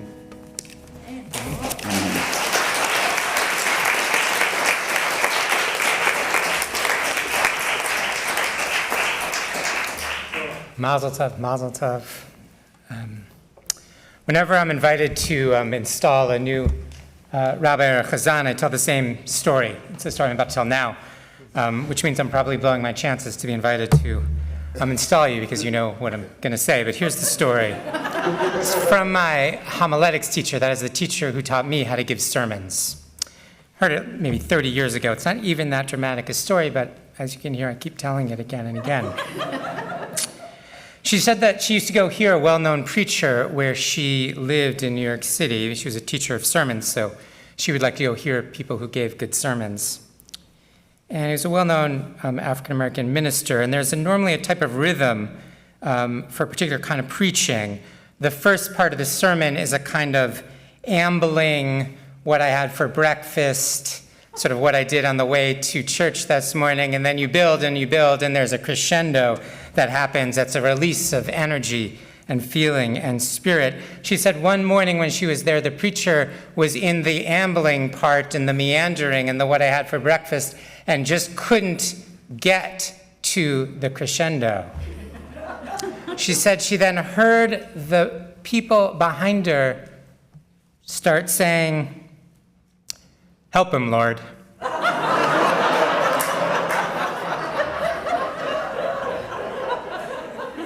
That's the whole story.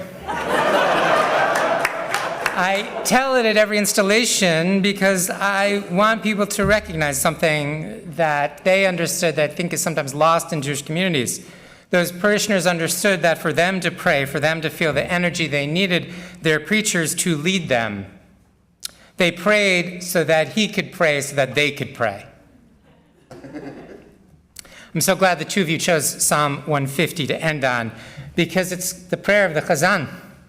Psalm 150 is the last psalm, the crescendo of psalms, if you will. Praise God with trumpet, with strings and harp, with drum and dance, with organ and flute. Praise God with crashing cymbals. Let every living thing praise God. Here's the thing. I don't play trumpet. I don't play strings. I don't play harp. I don't drum. I dance. It's not great. I don't play organ, and I don't play flute. I suppose I could figure out how to crash a cymbal. It's not that I think God wouldn't want or accept my crude attempts, but I don't think any of those are kind of the choicest offerings. In other words, even though the psalm says, "Let every living thing praise God," I need you to help me praise God. I need those who've dedicated their lives to praising God with strings and guitar to help me praise. We need you to help us praise. Help them, Lord. Help them help us. Help them to help us praise. Help them to help us sing. Help them to help us call out in joy and pain. Help them, Lord, to help us then indeed kol neshama tahalel Yah. Every living thing can praise you. Mazel tov.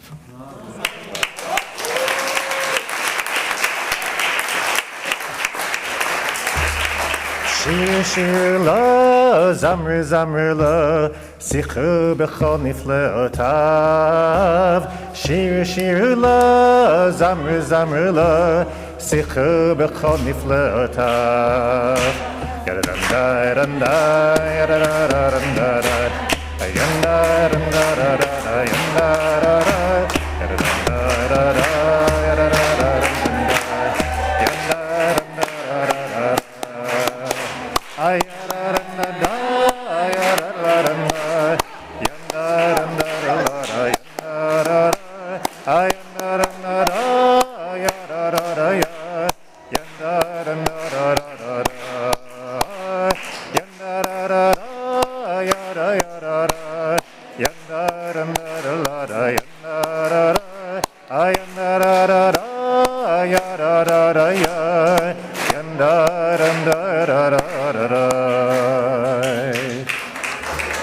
Mazel tov.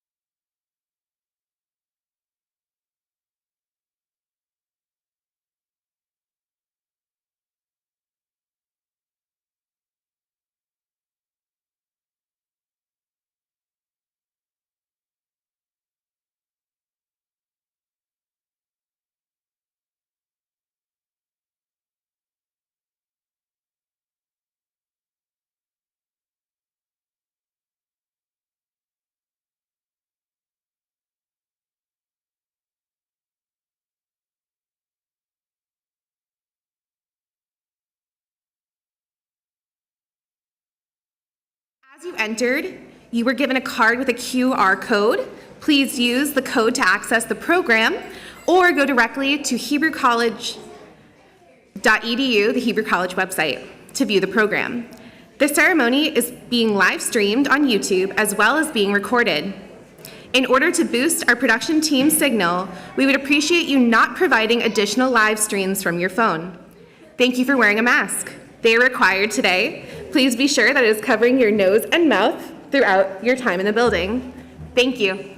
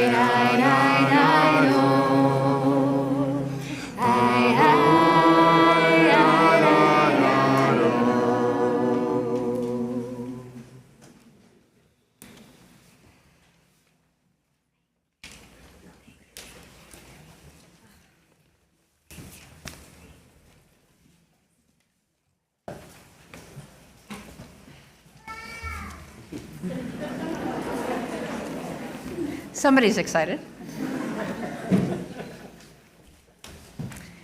We move this week from the book of Leviticus, Vayikra, with its focus on the sacred, the holiness of people, place, and time, to the wilderness sojourn in the book of Numbers, Bamidbar.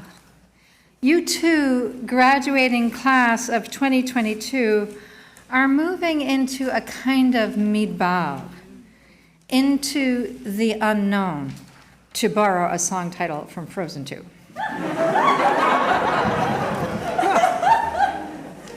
How will you take the holiness with you? How will you carry the sacred out to the people? With your sense of deep empathy for others, in the way you have been present for us at Hebrew College and for the diverse Jewish communities that you have served in these interim years. Rebecca Solnit, in her book, The Far Away Nearby, offers us a definition of empathy, inspired by the work of Dr. Paul Brand. He discovered the long-term effects of leprosy when patients could no longer feel their nerve endings, the pain from cuts and bruises, from burns and wounds. Quote, empathy is the capacity to feel what you do not literally feel. And Brand taught his young patients a kind of empathy for the extremities that no longer seemed part of themselves. If pain defines the boundaries of the body, you participate in the social body with those you empathize with, whose pain pains you, and whose joy is also contagious, unquote. This is a profound work of the imagination. How is a sense of the sacred which you now carry with you reflected in your compassion for others? By way of an analogy, come and see Ta'chazeh, what is at the center of the Mishkan, which God told the Israelites to build. Let them make me a sanctuary that I may dwell within them. Ve'asu li mikdash ve'shachanti b'tocham. B'tocham meaning in the hearts of the people, as well as the center of the Mishkan, the Holy of Holies, the Kodesh HaKodeshim. In that center was the Ark, the Aron, a golden box containing the tablets of the law, Luchot HaBrit, and a cover, the Kaporet, also called the mercy seat, was laid over the ark precisely the same length and width as the ark itself, 2.5 cubits by 1.5 cubits, featuring 2 angelic figures, chuvim, at either end, all made of one solid piece of hammered gold. The divine presence would descend in a dense cloud into this most holy place above the cover and speak to Moshe between the angel's wings. Yet how thick was the cover, the mercy seat? The biblical text does not say, so the Talmud speculates in Masechet Sukkah. It was 1 hand breadth, a mere tefach. God never descended below the cover, below the 1.5 cubits and 1 hand breadth, and Moshe never ascended above that line, separating heaven and earth. There is a Celtic proverb that speaks to that boundary line. Heaven and earth are only 3 feet apart, but in the thin places, that distance is even smaller. You live in the thin place. As rabbis, you are that bridge between the divine and the human. Through your compassion for others, your ability to feel with and for others, in pain and in joy, you bridge the distance in between. God resides in that thin place. May you be the mercy seat, the kaporet, that handbreadth between heaven and earth in serving the Jewish people with your compassionate hearts.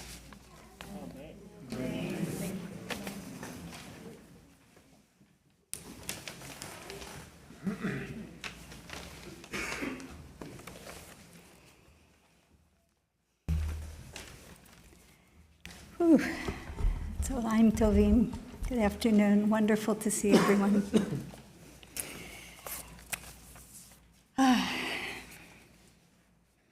This coming Saturday night, as we stand once again at Sinai, a trembling people before a trembling mountain,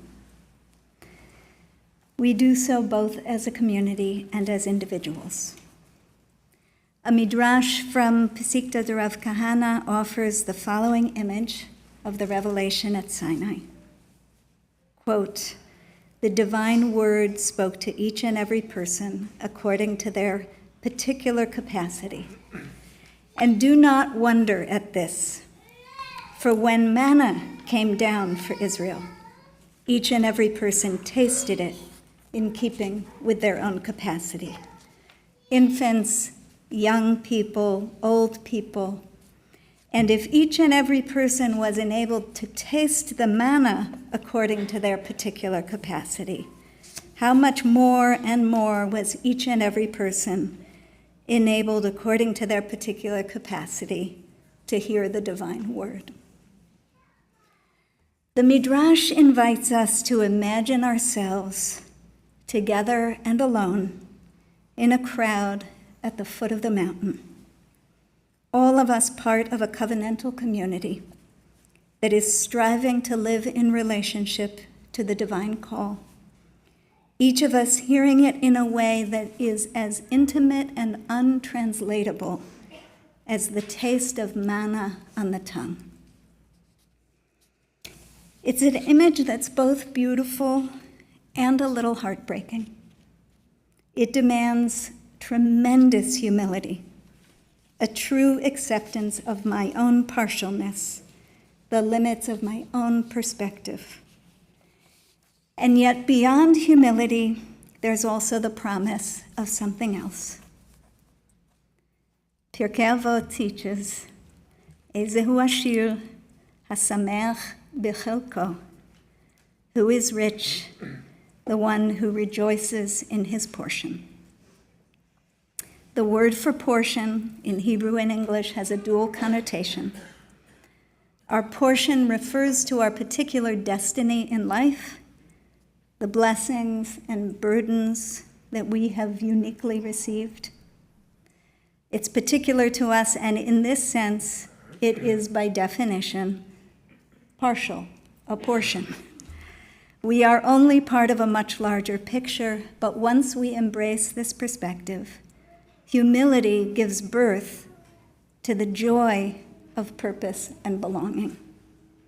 It's only when we learn to befriend our own partialness that we can truly rejoice in being part of a whole that embraces and connects us all. You have been amazing models of this kind of awareness in our community, in our Beit Midrash.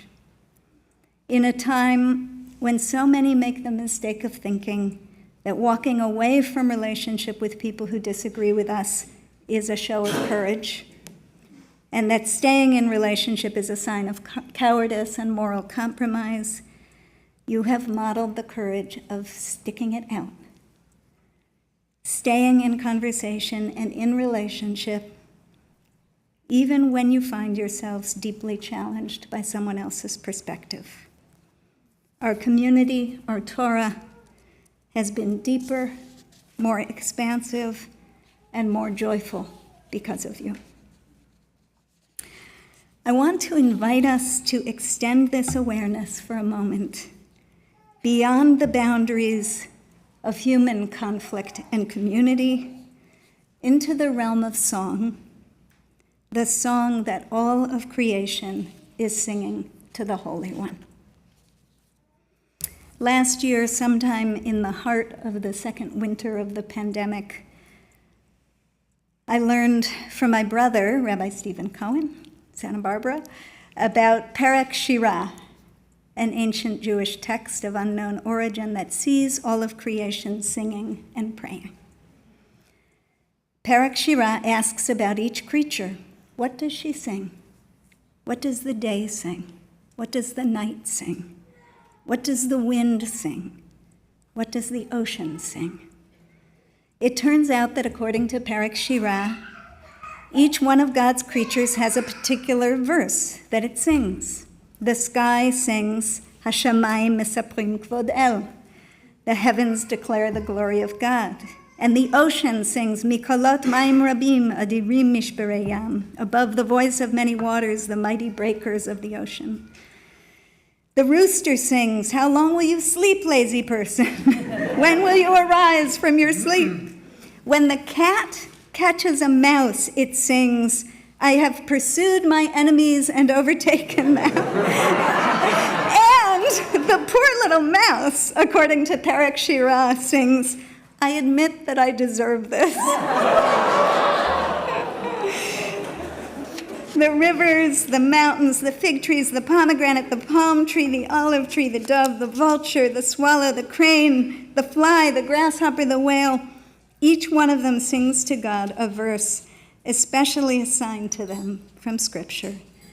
And the frog sings.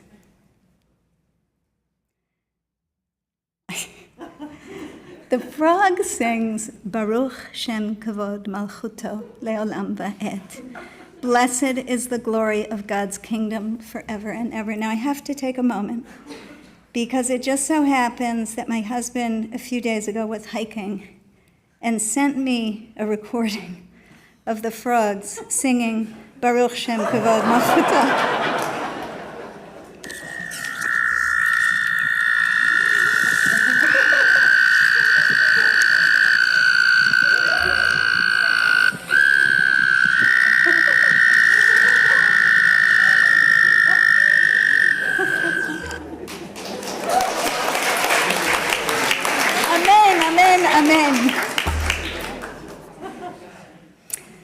When you find yourselves lost among all the words that we humans scatter to the wind, when you find yourself a little too sure that you have all the answers, or when you find yourself feeling that you have absolutely no answers at all, nothing to contribute to the cacophony of human arrogance and strife, listen to the frogs. Listen to them singing, Baruch Shem Kavod Malchuto Leolam Va'ed. Ezehu Ashir Hasameach B'Chelko. May you find great joy in remembering that you are part of a whole greater than we can even begin to fathom. Beyond all our arguments, beyond all our words, is a reservoir of song. From time to time, may you remember to bow your knee, your berech, drink deeply from it, and be replenished with bracha v'simcha, with blessing and with joy.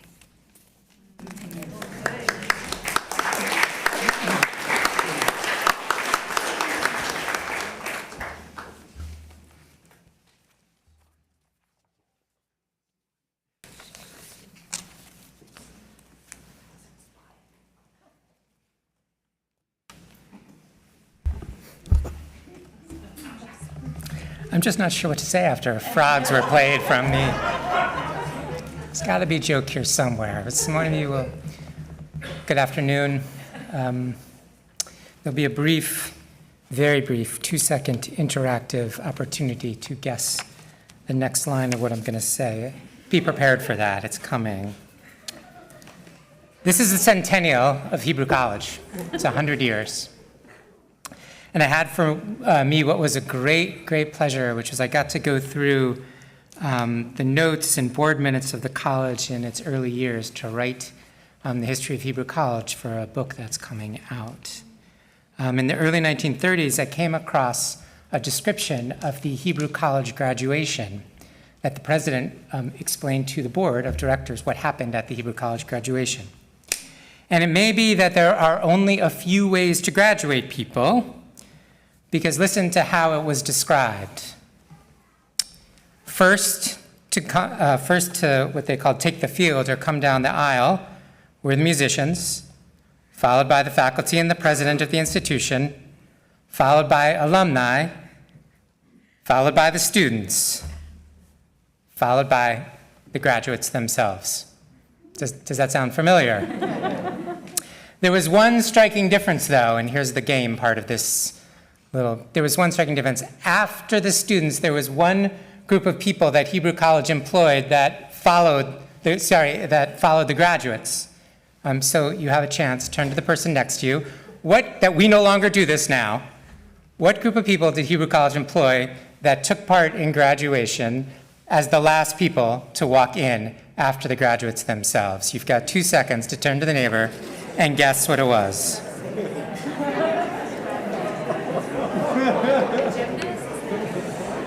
Say it again. Gymnasts. The game is over. I'm sorry, it's 2 minutes, 2 seconds. That's it.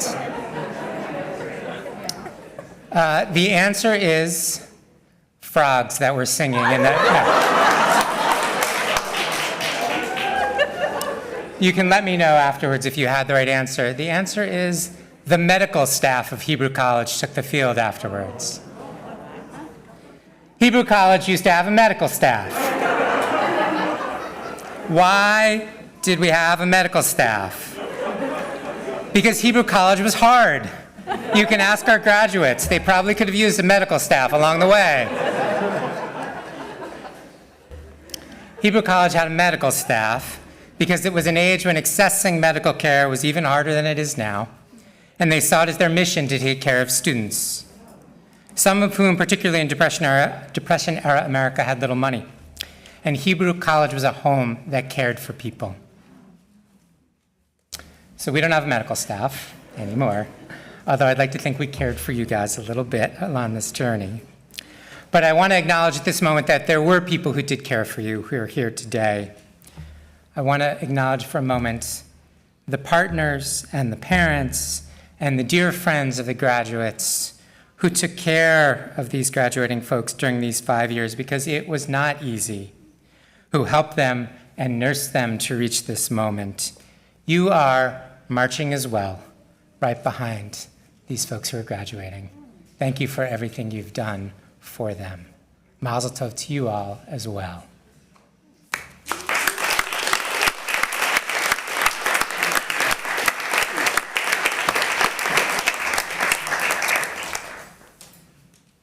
We now turn to the moment in ordination where each of our graduates are going to receive a blessing from a faculty member they have asked to bless them.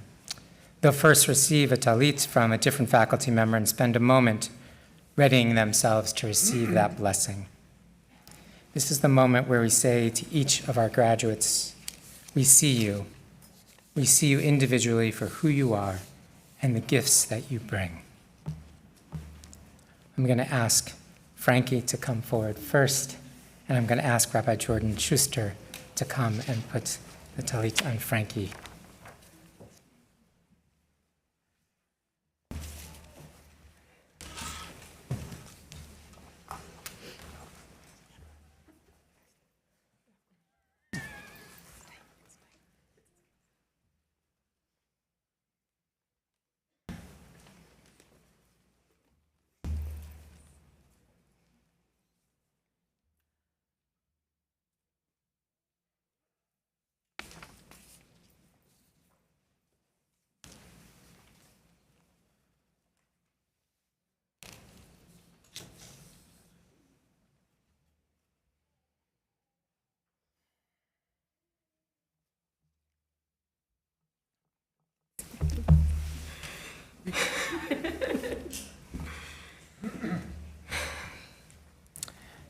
Frankie, in your master's thesis, you prominently quote Rabbi B'nai Lappi from an essay called The New Rabbis.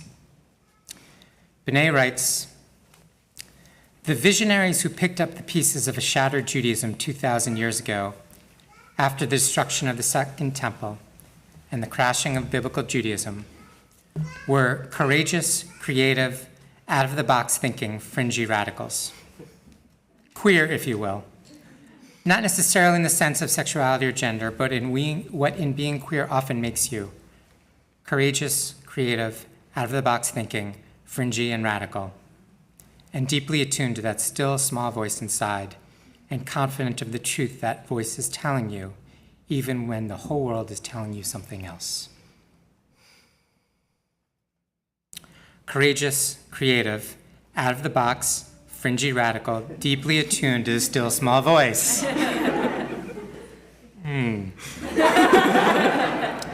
I think if we added menschlich, funny, deeply humble, but does not let that humility stop them from raising their voice, we have Frankie. We talked about this at your closing conversation, but I have enormous trust in you, such enormous trust in you. There have been a few times during rabbinical school when I would call you because I needed to understand something students were saying or I wanted your opinion about something. And I would ask you to explain to me on behalf of all Hebrew College students what in the world were the young people thinking.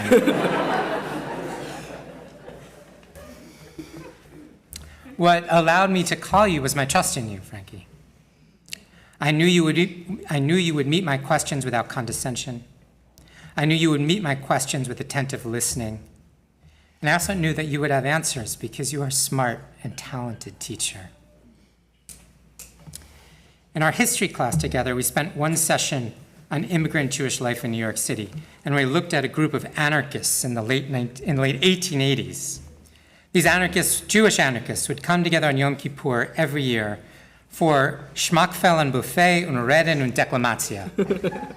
That is, they would gather on Yom Kippur for tasty buffet, anarchist speeches, and music.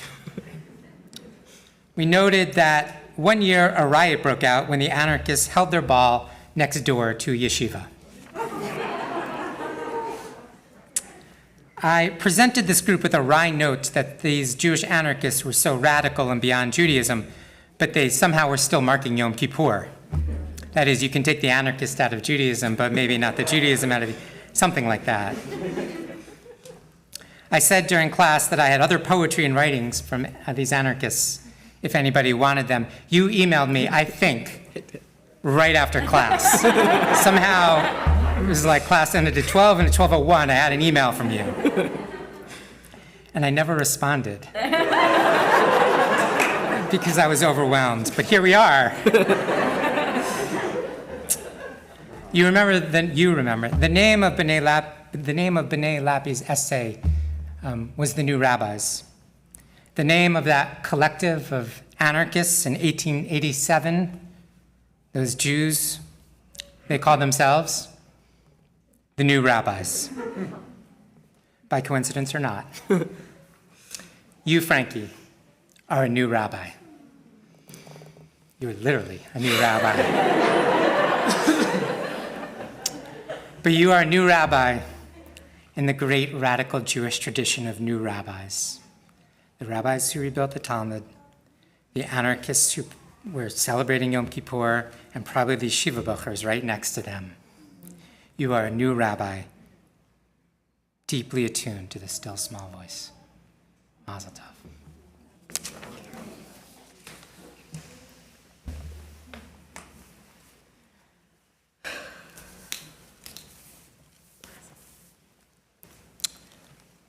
We're going to ask Sarah Blumenthal to come forward and Rabbi Jane Kanarak to put on her tallis.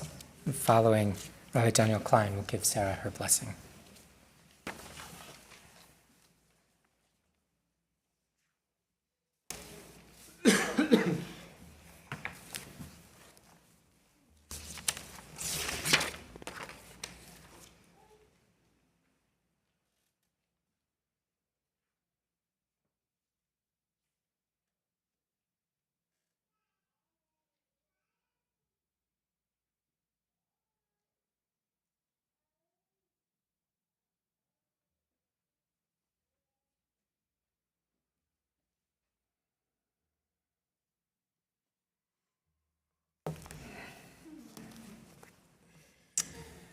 Sarah, for your bracha today, I'm drawn to some fundamental words of our tradition.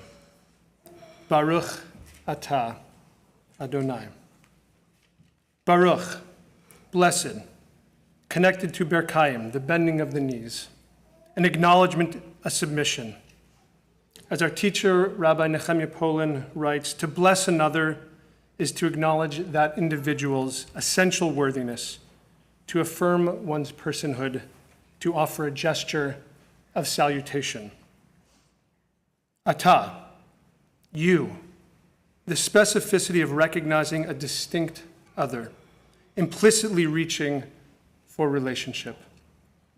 And Adonai, Yud He Vav He. Our traditions attempt to understand and name God in God's fullness as the all, everything, the Ein Od Milvado. There's nothing else besides God. The experience of distinction in this word Adonai, exalted in the Baruch Atah prior to this, is revealed as a fragment with the Adonai, a truth on the way to the grand truth of unity. These three words, among the most familiar in our tradition, take us on a journey of consciousness. They introduce a practice of preparing for and responding to all the discrete actions that fill our days. And within them, we can find all that follows in our bracha formula, a pilgrimage of increasing intimacy and responsiveness to the sacred. They invite us to shape our lives in reaction to the awareness that the world we live in and the lives we live are gifts entrusted to us for a brief time, and our role is to nurture, to treasure, and to pass on. I turn to these essential words as we bless you today, Sarah, because they are, as Rabbi Akiva hopes words of prayer will be, shkura befich.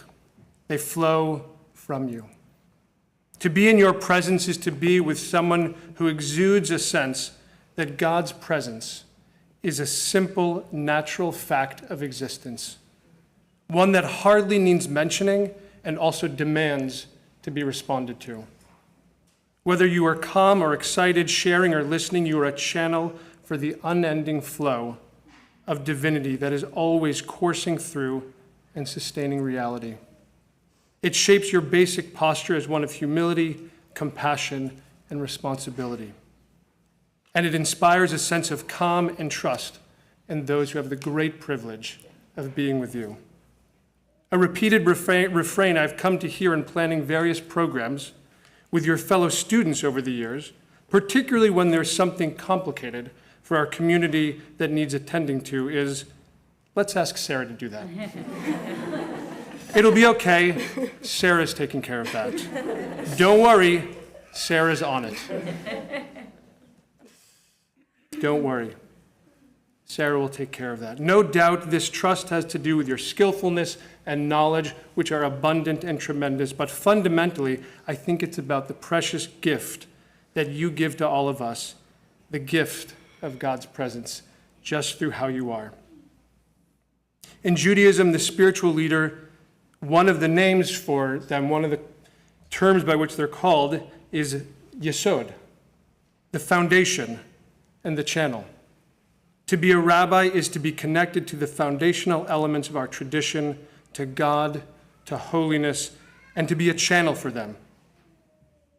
Sarah, by disposition and by hard work these many years, you are and have become a rabbi in the fullest sense of the word.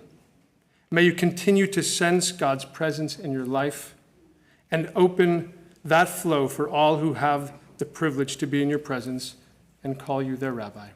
Mazal Tov. Thank you.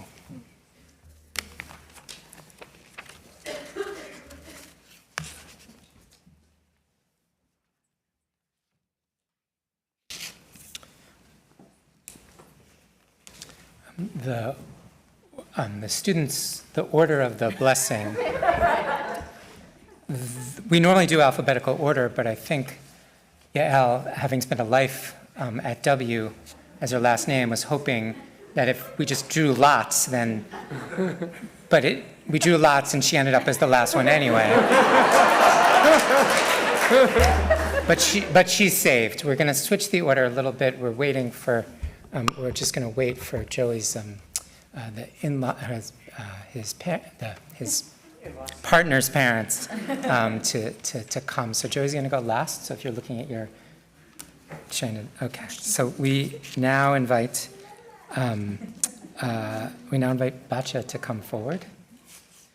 And we invite Rabbi Daniel Klein to put on her talis, and we invite the president of Hebrew College, Sharon Cohen-Anisfeld, to give Batya her blessing.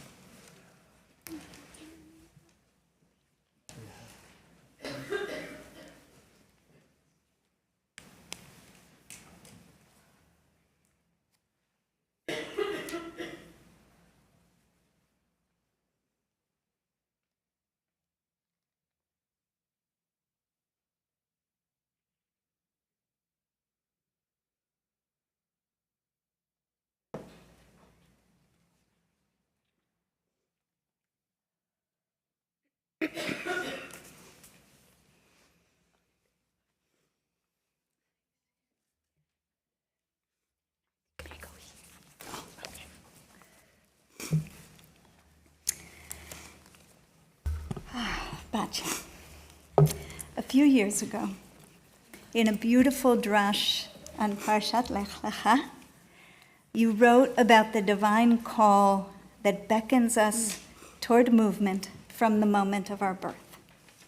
Do you remember? In it, you offered the following image. We come into this world by moving through a dark passage after growing for months in the womb. Once outside, we naturally begin to reach, to crawl, to walk, and then to run.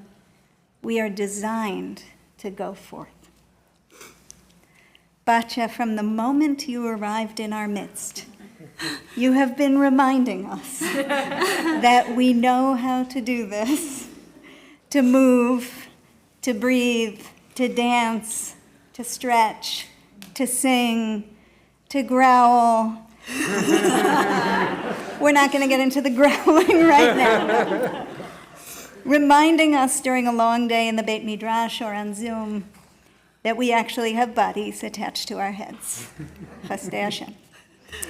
You have also taught us about the movement of heart, mind, and spirit, about what's possible when we stretch the muscles of our hearts and build bridges to one another across difficult divides, or what's possible when we allow tears to flow.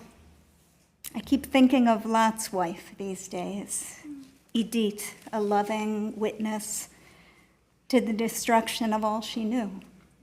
Not punished for looking back, I've come to think, but paralyzed with grief, transformed into a pillar of waterless tears. You teach us to let love and grief flow through us so we can continue to move forward in a world filled with so much pain and loss. You've shown us what can shift within us and between us when we listen carefully to one another and to ourselves.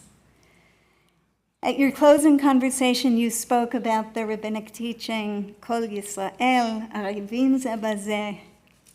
All Israel is responsible for one another.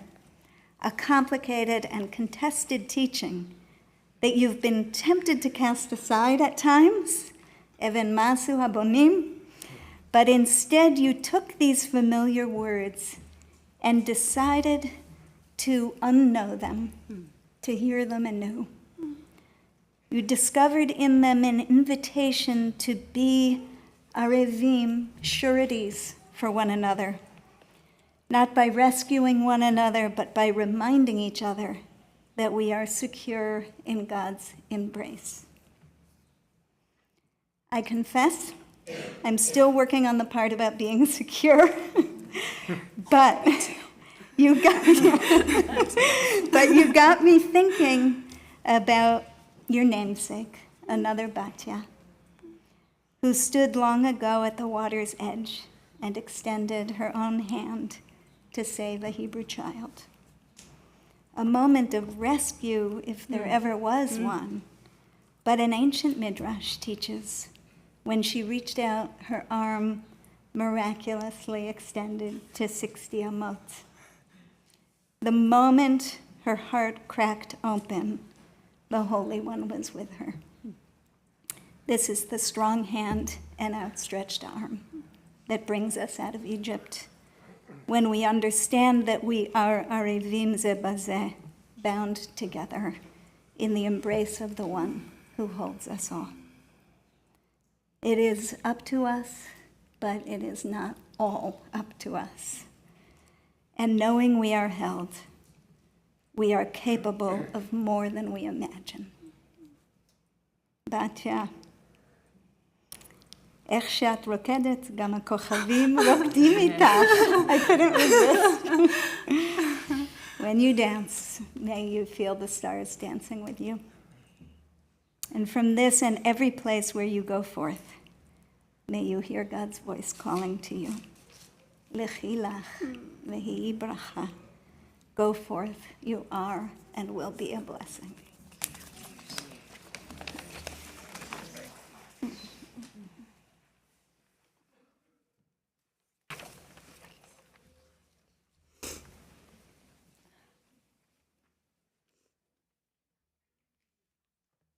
We're going to ask Genevieve to come forward, and Rabbi Daniel Klein, Rabbi Sharon Cohen-Anisfeld to put on Genevieve's tallis, and Rabbi Daniel Klein to offer a blessing to Genevieve.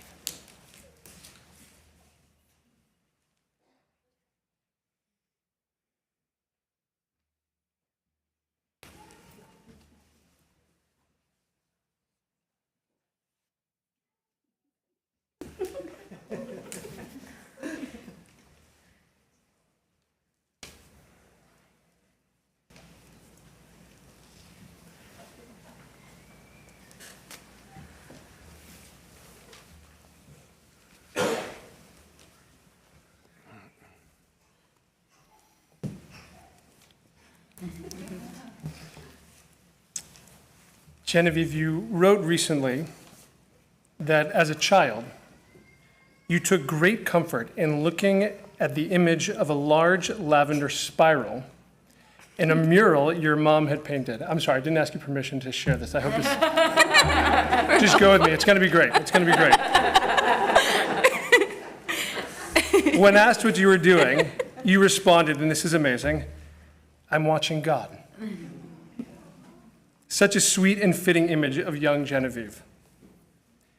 And I'm particularly drawn to a magnificent, mysterious detail you added in this writing, this reflection. The mural was hanging, you wrote, above a large floor-to-ceiling bookshelf in your house. I'm surely misunderstanding the actual arrangement, yet I think what I'm imagining is somehow entirely accurate, that in a non-existent space, above a bookshelf that touched the ceiling, you could see God swirling about. It's perfect. This capacity that you had as a child is a quality you give to yourself and the world as an adult. To be with you is to receive the gift of spaciousness, even when we think all the space is taken up. In our conversations over the years, I've witnessed you calmly yet insistently, instinctively yet with discipline, ask over and over again, how do I trust God in this challenging experience? How do I find the spaciousness that is surely hidden within or swirling around this pressing question that's on my mind and heart? This quality is a gift you give to yourself and the others around you. Though the purpose of our conversations was to support you, I always left our conversations more spacious, more inspired, and so excited that you were becoming a rabbi. In the spirit of our own spiraling, swirling conversations, let me shift the image entirely to offer you a bracha. In the remarkable moment that Sharon just mentioned, from the book of Exodus, we meet Bat Paro, Batya, as she encounters infant Moshe floating by in the basket in the Nile. The Torah says, "V'tereh et hateva betoch hasuf, v'tishlach et amata v'tika'acheha." She saw the basket among the reeds. She sent out her maidservant, and she took it. As it happens, Masechet Sota is the source of the midrash that Sharon was quoting, which you know well from your capstone. Teaches that tishlach et amata can also mean she sent out her arm. In this reading, Bat Paro physically reaches out to save Moshe instead of sending a servant.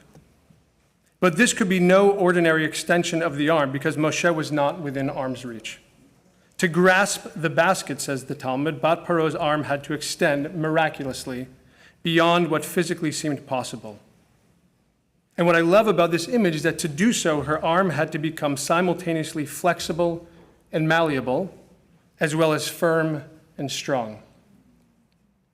I offer this as a model of you as a person in the world and now as a rabbi. You see the person floating by, in some way crying out, min hametzar, from the narrow place, and your mind, heart, and spirit instinctively extend. Find a way to the person, impossibly, subtly, surprisingly, gently and firmly reaching out to care, to respond b'merchavya, from the spaciousness of the Holy One, to help them experience the swirling presence of God as you do, even when it seems like there's no space available. May you see, lovingly accept, and continue to nurture this exceptional quality to be able to sense and share God's spacious presence. And when you are in need of replenishing, may you turn within and to the people and practices that nourish you, that love you, and believe in you to help restore you. You are indeed a rabbi, and we are all better for it. Mazal tov.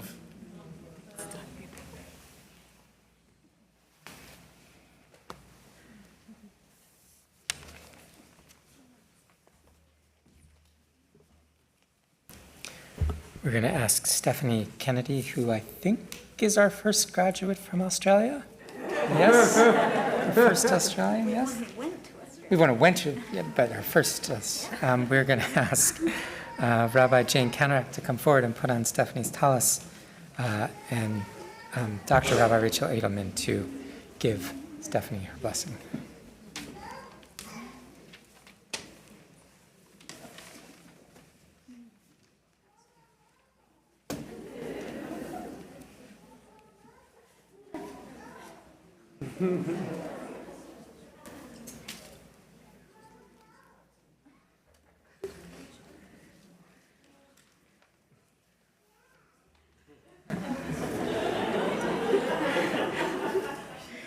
I love the commentary. It's like, hello. Stephanie, over the years, you've come to my office with your questions and with your tears. I don't think I made you cry. I hope I didn't make you cry. The crying was inadvertent. Or perhaps not. As I have learned, you deliberately chose an approach to learning that embraced vulnerability. Behind the self-deprecating humor and honesty, there is a strategy. Quoting Brené Brown, you said, "If we can share our story with someone who responds with empathy and understanding, shame can't survive." So you came to each of us, your teachers, with your struggles, and trusted us to support you. That has been a great gift. Over the years, you have overcome your shame and grown as a learner by embracing your so-called disability, dyslexia. With resilience and persistence, you turned it into your greatest asset and wrote a capstone on how people with dyslexia can best learn Talmud. Embracing vulnerability has led to trust, to faith, emunah, which I will broadly describe as the artisan work of the heart, of the Omen. Faith as a craft. I also recently learned that you were an architect by training. No, my dad is. Your dad is. Okay, good. Oh, thank you for correcting. Okay. Nevertheless, I want to hold up the image. Okay. Betzalel, the great architect of the tabernacle, the Omen of the Mishkan, serves as a role model for this heart work, Chochmat Lev. Ramban, on the choice of Betzalel, marvels that such a great, wise-hearted man who knew how to work with silver and gold, cutting stones and carving wood, could have emerged out of the harsh labor of mortar and brickwork in Egypt. What is the nature of his unique gift? We read in the Babylonian Talmud, Masechet Brachot, that when Moshe gave his instructions over to the master craftsman, he started from the inner furnishings outward. Make an ark and vessels, and then the tabernacle. And Betzalel corrected his teacher and said, the vessels that I make, where shall I put them? Maybe God meant to tell you the following: make a tabernacle, ark, and then the vessels. And Moshe responded and said, perhaps you were in God's shadow, Betzalel, and you knew.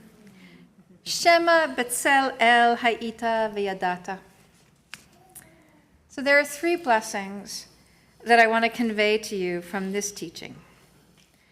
Betzalel intuitively knew that one had to build the outer structure, the walls of the tabernacle, before furnishing it with holy vessels, moving from the outside inward, though it differed from the original orders that God had conveyed to Moshe in Truma Tetzaveh. So first of all, Stephanie, may you trust the order of your own heart work. Secondly, Betzalel had enough courage and trust in his teacher Moshe to correct him. May you continue to trust your teachers and challenge your Torah learning. Finally, Moshe declared that Betzalel, in his unique interpretation, must have stood in the shadow of God, Betzalel. The great artisan was not a mimic or a mirror, lo B'Tselem, not a rote learner, but rather interpreted and made the Torah his own. May you teach many students who will stand in the shade of your light, and in trusting them, cast shadows and light of their own.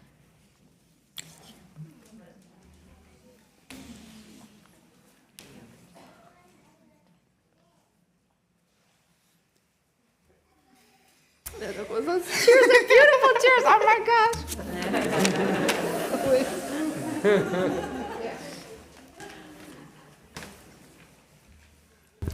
We're going to ask David Jocelyn to come forward.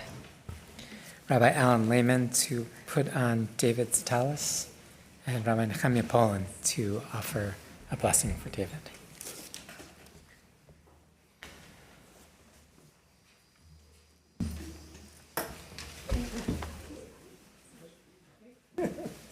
I got you.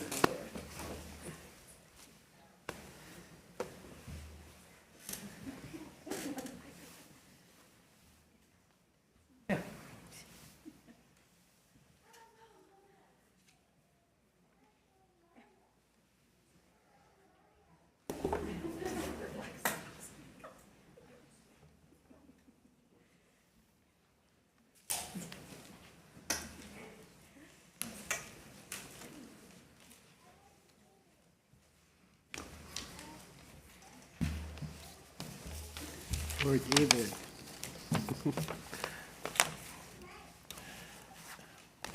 The Zohar Chadash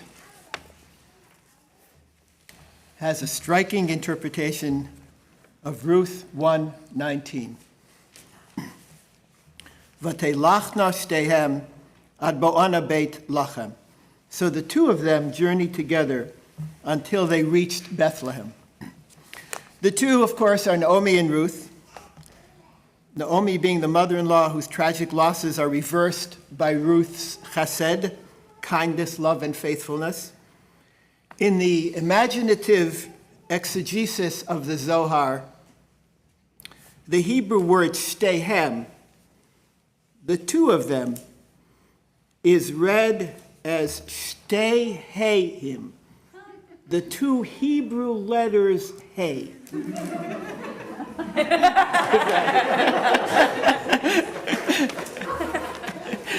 It's one way of reading it. The first hey being the Sphira Binah, the supernal mother, the divine manifestation of discernment. While the second hey is Malchut, sovereignty, called, in Zoharic language, the lower mother, the interface between the divine realm and the physical world. So, in their journey from Moab to Bethlehem, the two women walked together, now in tandem, no longer as wizened superior and novice subordinate, as older and younger, as teacher and student, as learned insider and fresh-faced outsider, but as parallels, side-by-side partners who give and receive in total equality and reciprocity. That is to say, the two heys are reconfigured from this position to this position. David, your capstone project examined conversion themes from the book of Ruth, as explored in Masechet Yevamot. You were so inspired by the famous words of Ruth, "Wherever you go, I will go. Wherever you stay, I will stay. Your people will be my people, and your God, my God." These words in this story invoked in you a search for peoplehood and a yearning for Judaism that you have so richly and deeply fulfilled. As you note, this is a love story based on mutual respect and admiration. Your journey to the rabbinate has not always been easy, but you have met all challenges with courage, persistence, and grace. In our studies together, you have been an eager and active learner, keenly seeking the transformative wisdom of the mind and of the heart. You have found your own personal voice. You admire Maimonides for the elegant structure and masterful conception of his writings, as well as for his universalism. But you are drawn to those thinkers who emphasize the special nature of the Jewish people. As you put it, I am a particularist. I have more comfort in talking about what makes Judaism so great. This full-throated enthusiasm has energized your internships, where love of Judaism and of the people you met enable you to build and rebuild vibrant communities, finding green shoots and sparks of light in all places. Winthrop. You understand that leadership means the ability to listen, to be open and vulnerable, to see congregants as partners in a joint enterprise, the very same shared journey that Naomi and Ruth took long ago. You know how to be a leader like Naomi and a seeker like Ruth. But even more, you know that seeking and leading are ultimately one and the same. David, you move with a sweet gentleness that is not just a resource in your clerical toolkit, but a core feature of your personality. You convey to others two qualities that are often in short supply in this world. The first is dignity, and the second is hope. May you continue to be blessed and to bless others, to touch lives with that noble dignity and that buoyant hope. Amen and Mazel Tov.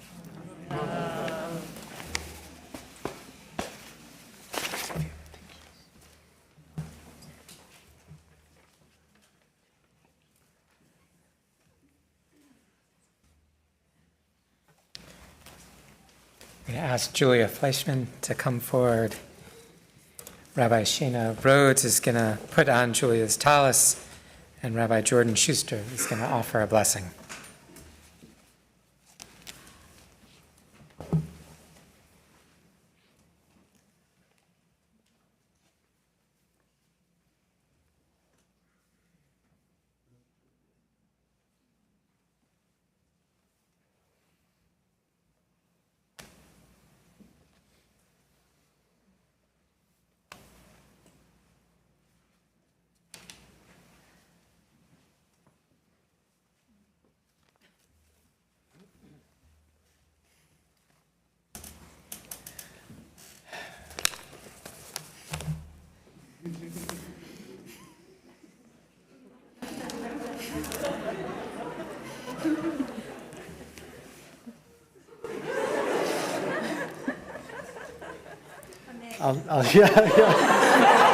Mazel tov.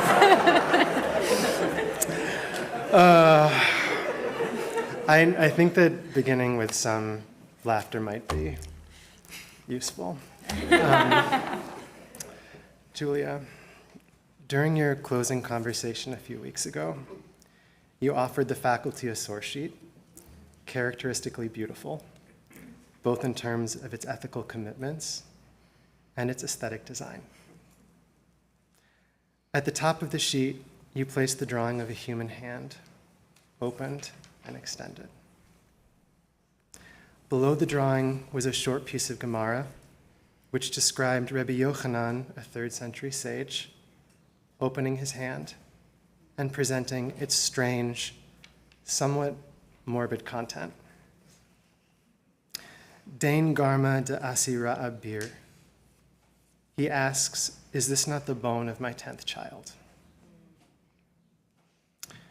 Rabbi Yochanan's is a dramatic question, an anguished gesture, a sign of overpowering, incalculable grief.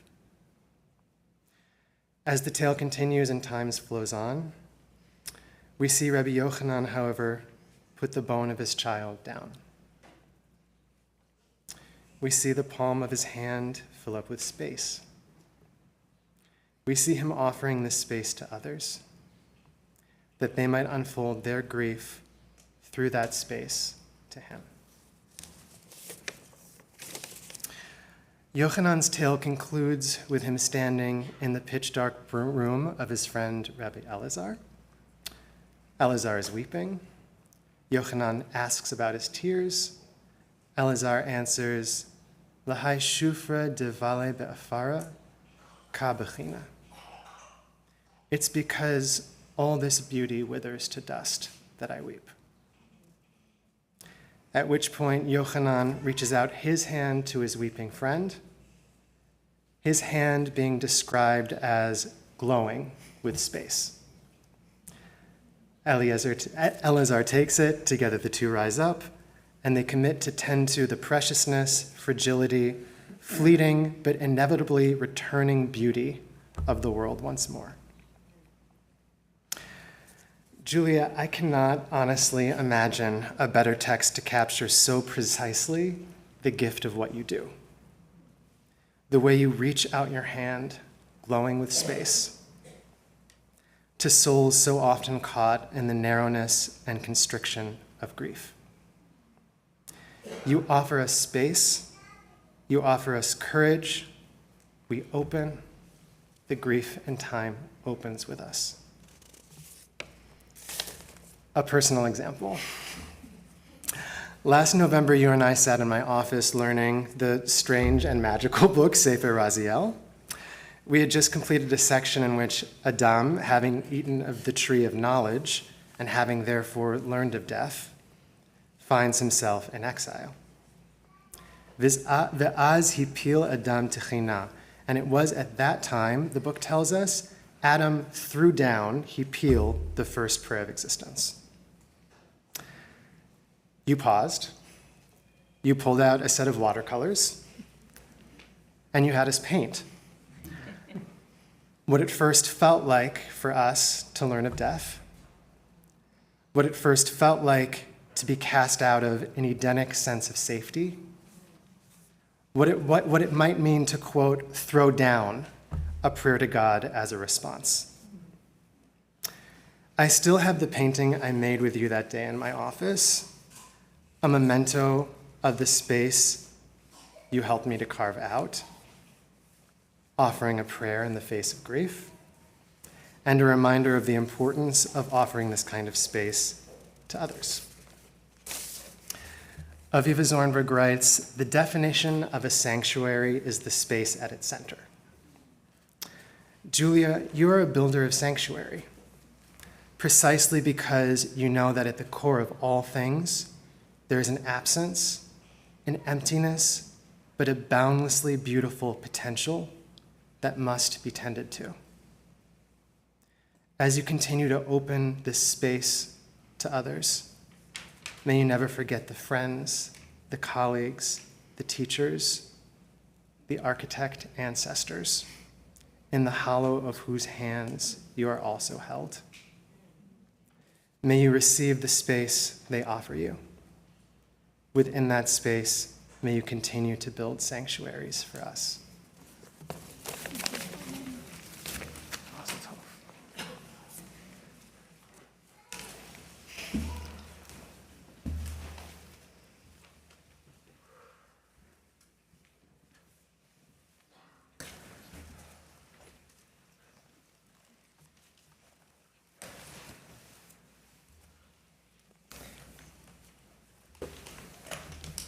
We call Talia Laster, who will have her tallis put on her by Rabbi Nehemiah Poland, and Rabbi Jane Kanarak will offer a blessing.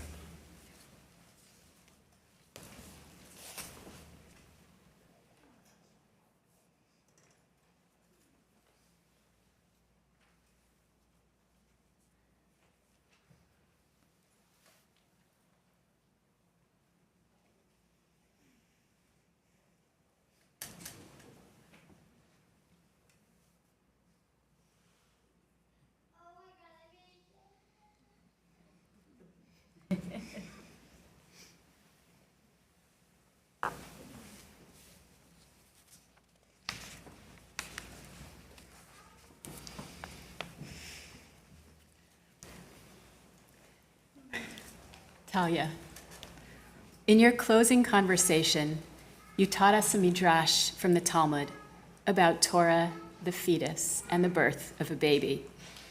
Yet I want to begin with a slightly different version of this midrash. I'm going to circle back to what you taught us. But I want to begin today with one from the Tanhuma. According to the Tanhuma, while a fetus is in her mother's womb, the Holy Blessed One commands that fetus what she is allowed to eat and what is forbidden, which animals are permitted and which animals are forbidden. It's a lot of fun to be in the mother's womb. It's not Mozart or anything like that. And it is only, the Tanhuma teaches us, when the fetus accepts upon herself all of the mitzvot in the Torah that she is born. That's the secret of how to go into labor.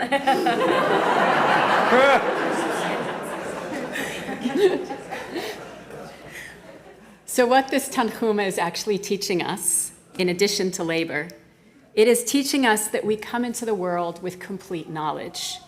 We are each, in your words, a bor sud, a sealed cistern. Our task as Jews, in the image of the Tanhuma, lies in fulfilling God's mitzvot, the knowledge that each of us is born with. But the version of the Midrash that you taught us from the Bavli presents a very different picture of what it means to be Jewish, and even more, what it means to be human.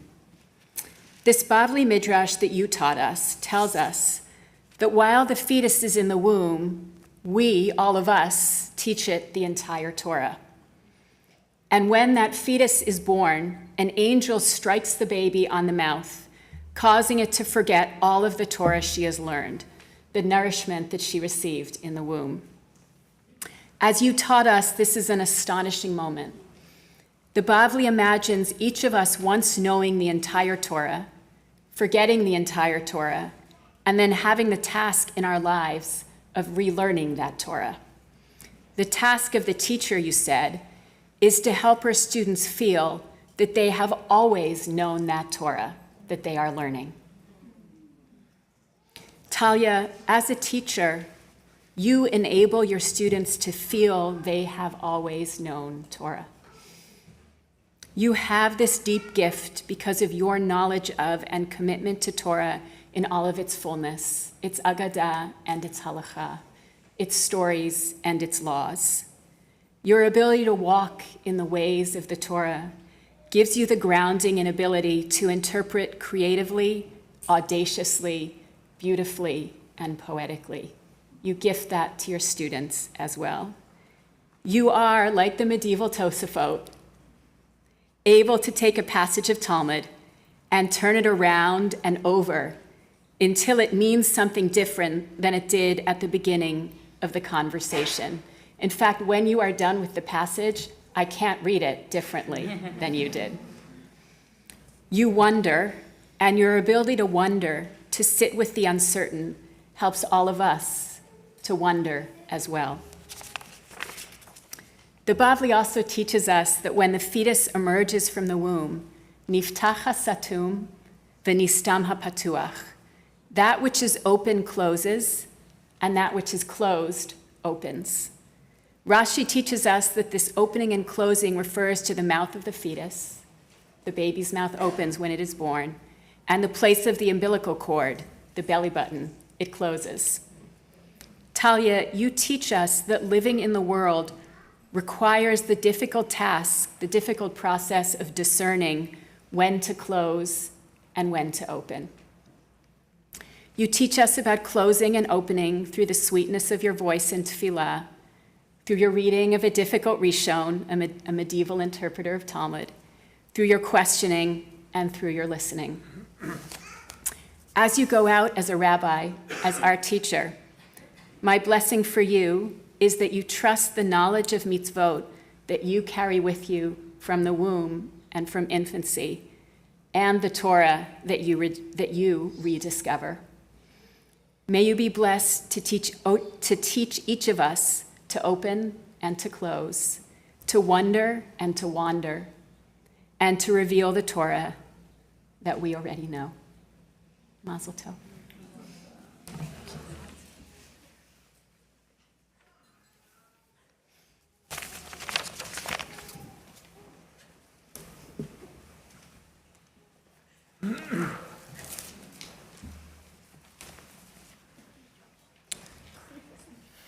Yael Werber.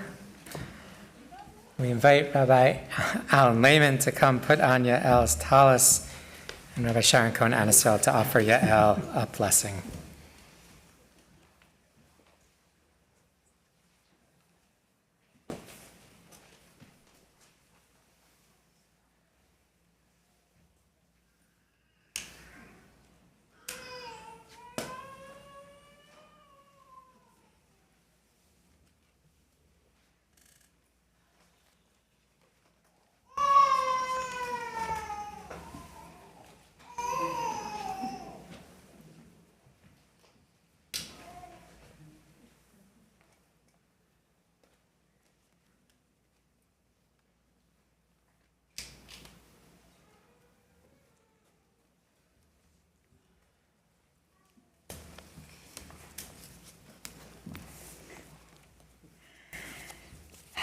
Yeah.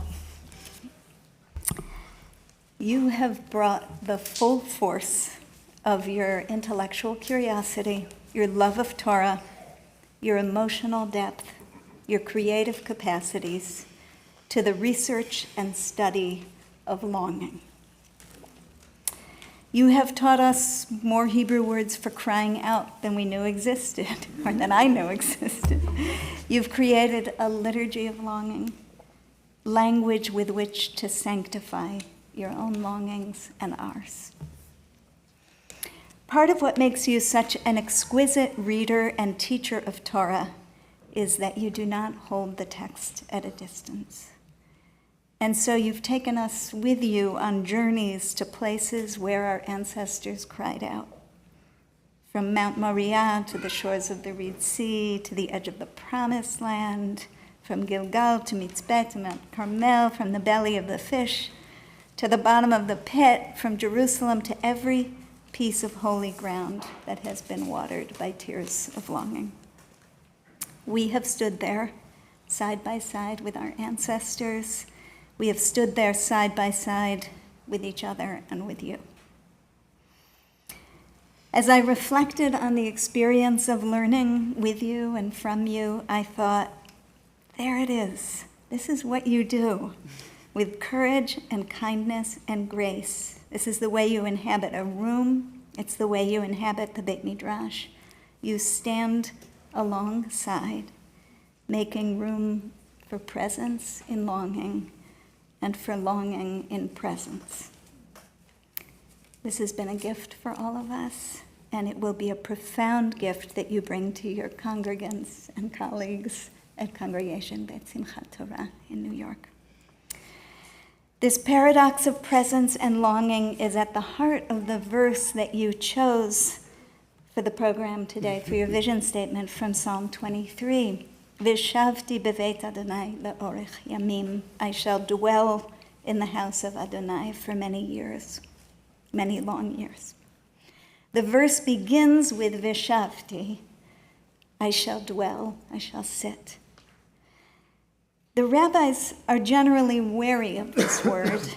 A midrash from Breshit Rabbah teaches that everywhere you find the word Vayeshev at the beginning of a story, it's a sign of trouble.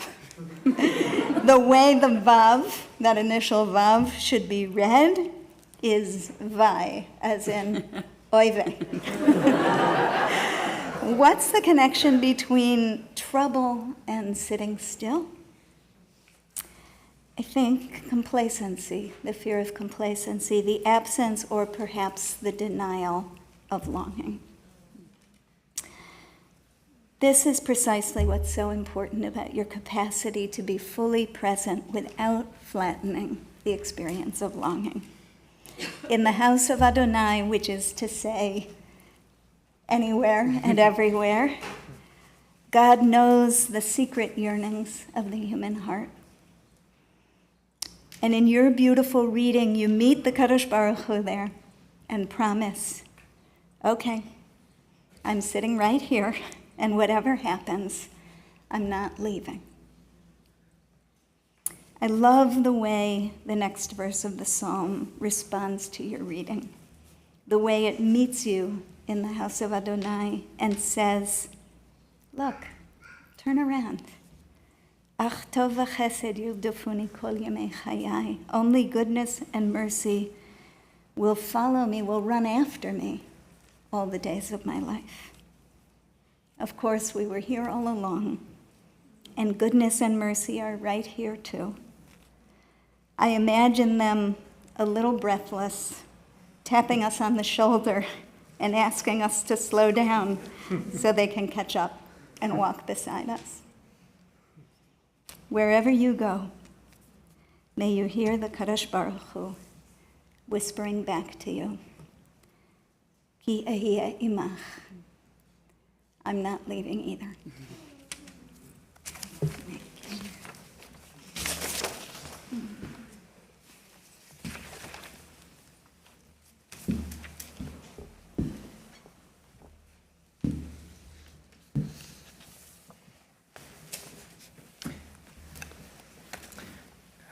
Joey Glick, and we ask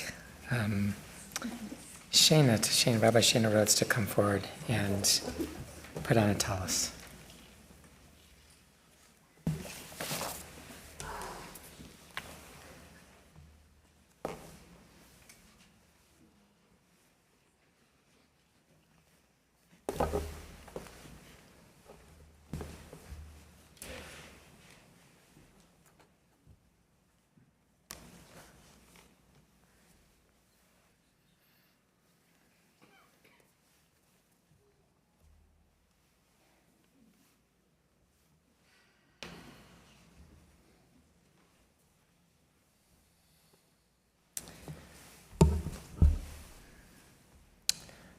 About 3-4 months ago, your future employer, your future boss, Rabbi Ariel Rosenberg, called me. She was advertising a job, and you said you were interested, and she called me, and she said, okay, tell me about Joey. The first thing out of my mouth, without too much thought, was that, oh, she was going to love you. She's going to love you, and the congregation is going to love you. She asked the appropriate question. Why am I and everybody else going to love him? And I replied, somewhat tautologically, I guess, you're going to love him because he is so lovable.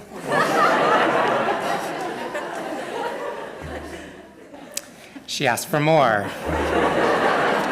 I said, you were kind and funny and willing to learn, but then I got worried she was going to think you were too sweet, so I added, you had real gravitas and thoughtfulness, because you are all of those things in a humble harmony.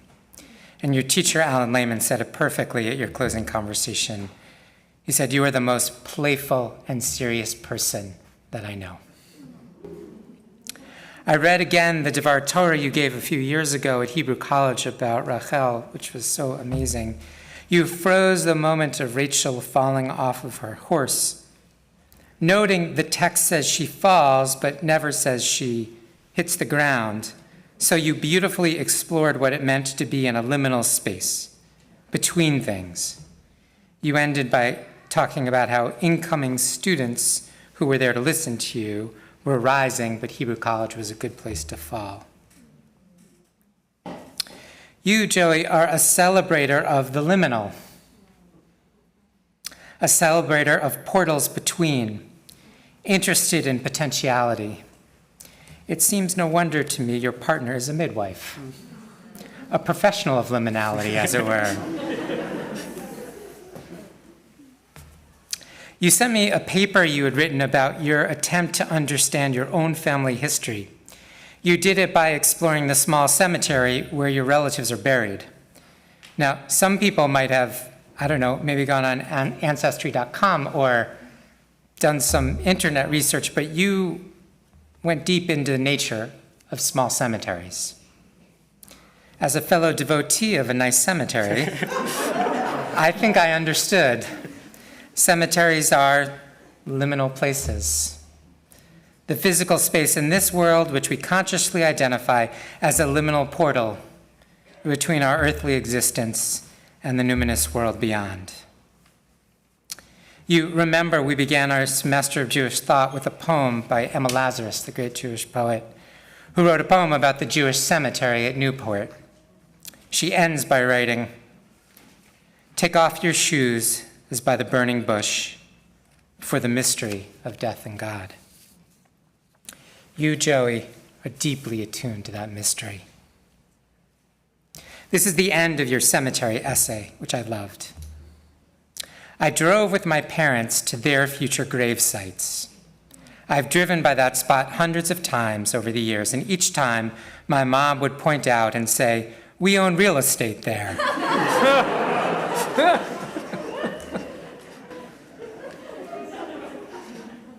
Eventually, we found my parents' spot, watched the sunset, and drove home, stopping en route to pick up our sushi order. The essay, of course, ends this way. It's kind and playful, but also serious and thoughtful. Attuned to the liminal, of course, we have an image of sunset, the liminal time of day. And within that liminal space, Joey, lies the deep mystery of becoming, which you find so fascinating and are so attuned to. Mazel tov.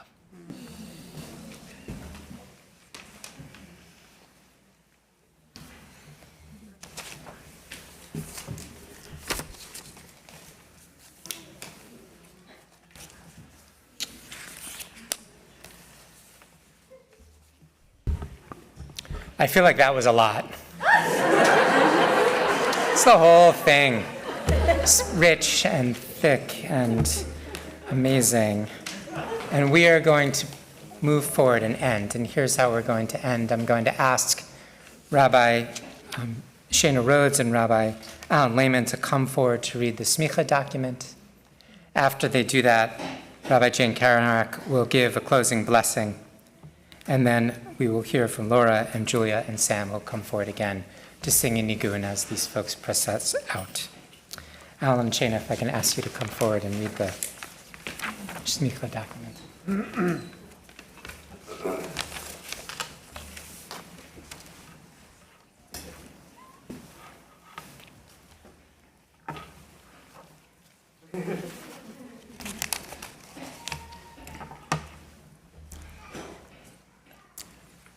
We'll share a moment of silence. And then Rabbi Shana Rhodes and I will read the smicha document, the text of ordination. This statement expressing our trust in you and in your new rabbinate is from your teachers, as well as on behalf of the people and communities you'll be serving, and you're already serving as rabbis. So I'll ask my friends and fellow teachers to stand now.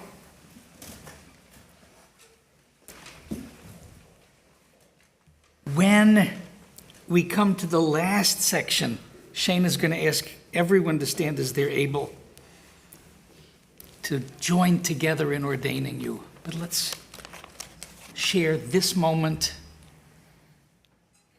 in silence.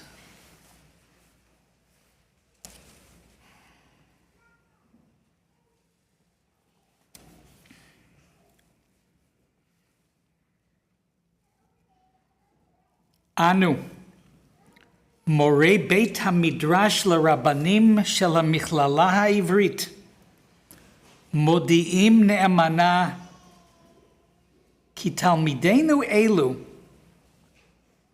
Shechelkam Miyoshvei Beit Midrashenu Siyemu Et Chok Limudehem. We, the faculty of the Rabbinical School of Hebrew College, give faithful testimony that these students have been devoted participants in our House of Learning and have completed the required course of study for rabbinic ordination. זה כמה שנים שקדו על התורה ועל העבודה ויגעו בהלכה ובאגדה, בנגלה ובנסתר, ובהכשרה לעסוק בצורכי ציבור באמונה. בתורת השם חפצם, ולא זזו ממנה עד שעשאוה תורתם. During their years here, they have been eager and diligent in the study of Torah, in prayer, and in service, and have studied Jewish thought and Jewish practice, searching for meaning revealed and hidden. The Torah of the Blessed Holy One is their desire, and they have been steadfast in making that Torah their own. בסוד חברים מקשיבים, עשו אוזנם כאפרכסת, וליבם חדרי חדרים, להיפתח לשבעים פניה של תורה, ללמוד וללמד, לשמור ולעשות, למען קרבת ליבות עדת ישראל, למצוא כל אחד ואחת et netiv nishmatam baTorah.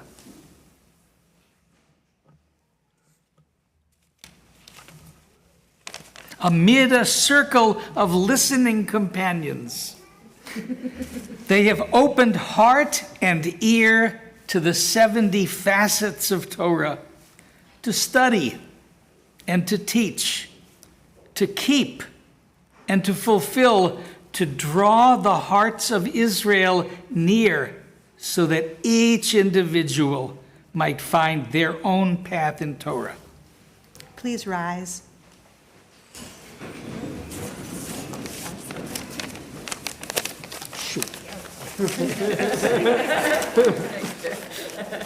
Ve'al kain, Chacham yitkaru, V'Rabbi yitkaru, Umilenu et yadam, Loseit et misrat harabanut al shechmam, Uri'inum nechonim umuchanim, La'amod kol echad va'achat, Lifnei ha'eda asher tivchar bam.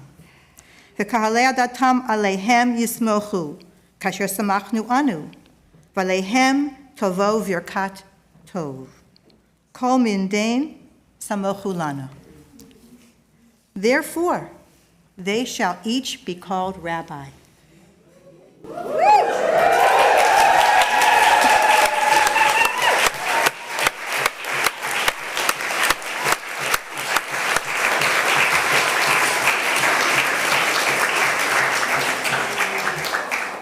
We have ordained them to take upon themselves the service of the rabbinate.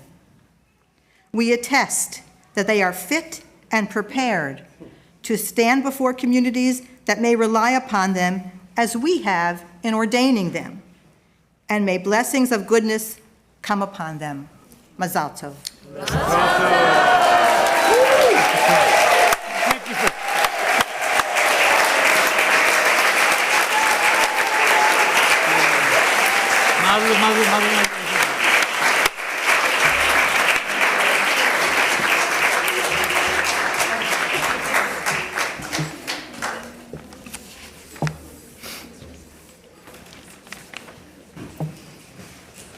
I was going to say you stand here, but I'm going to change that right now to you sit here.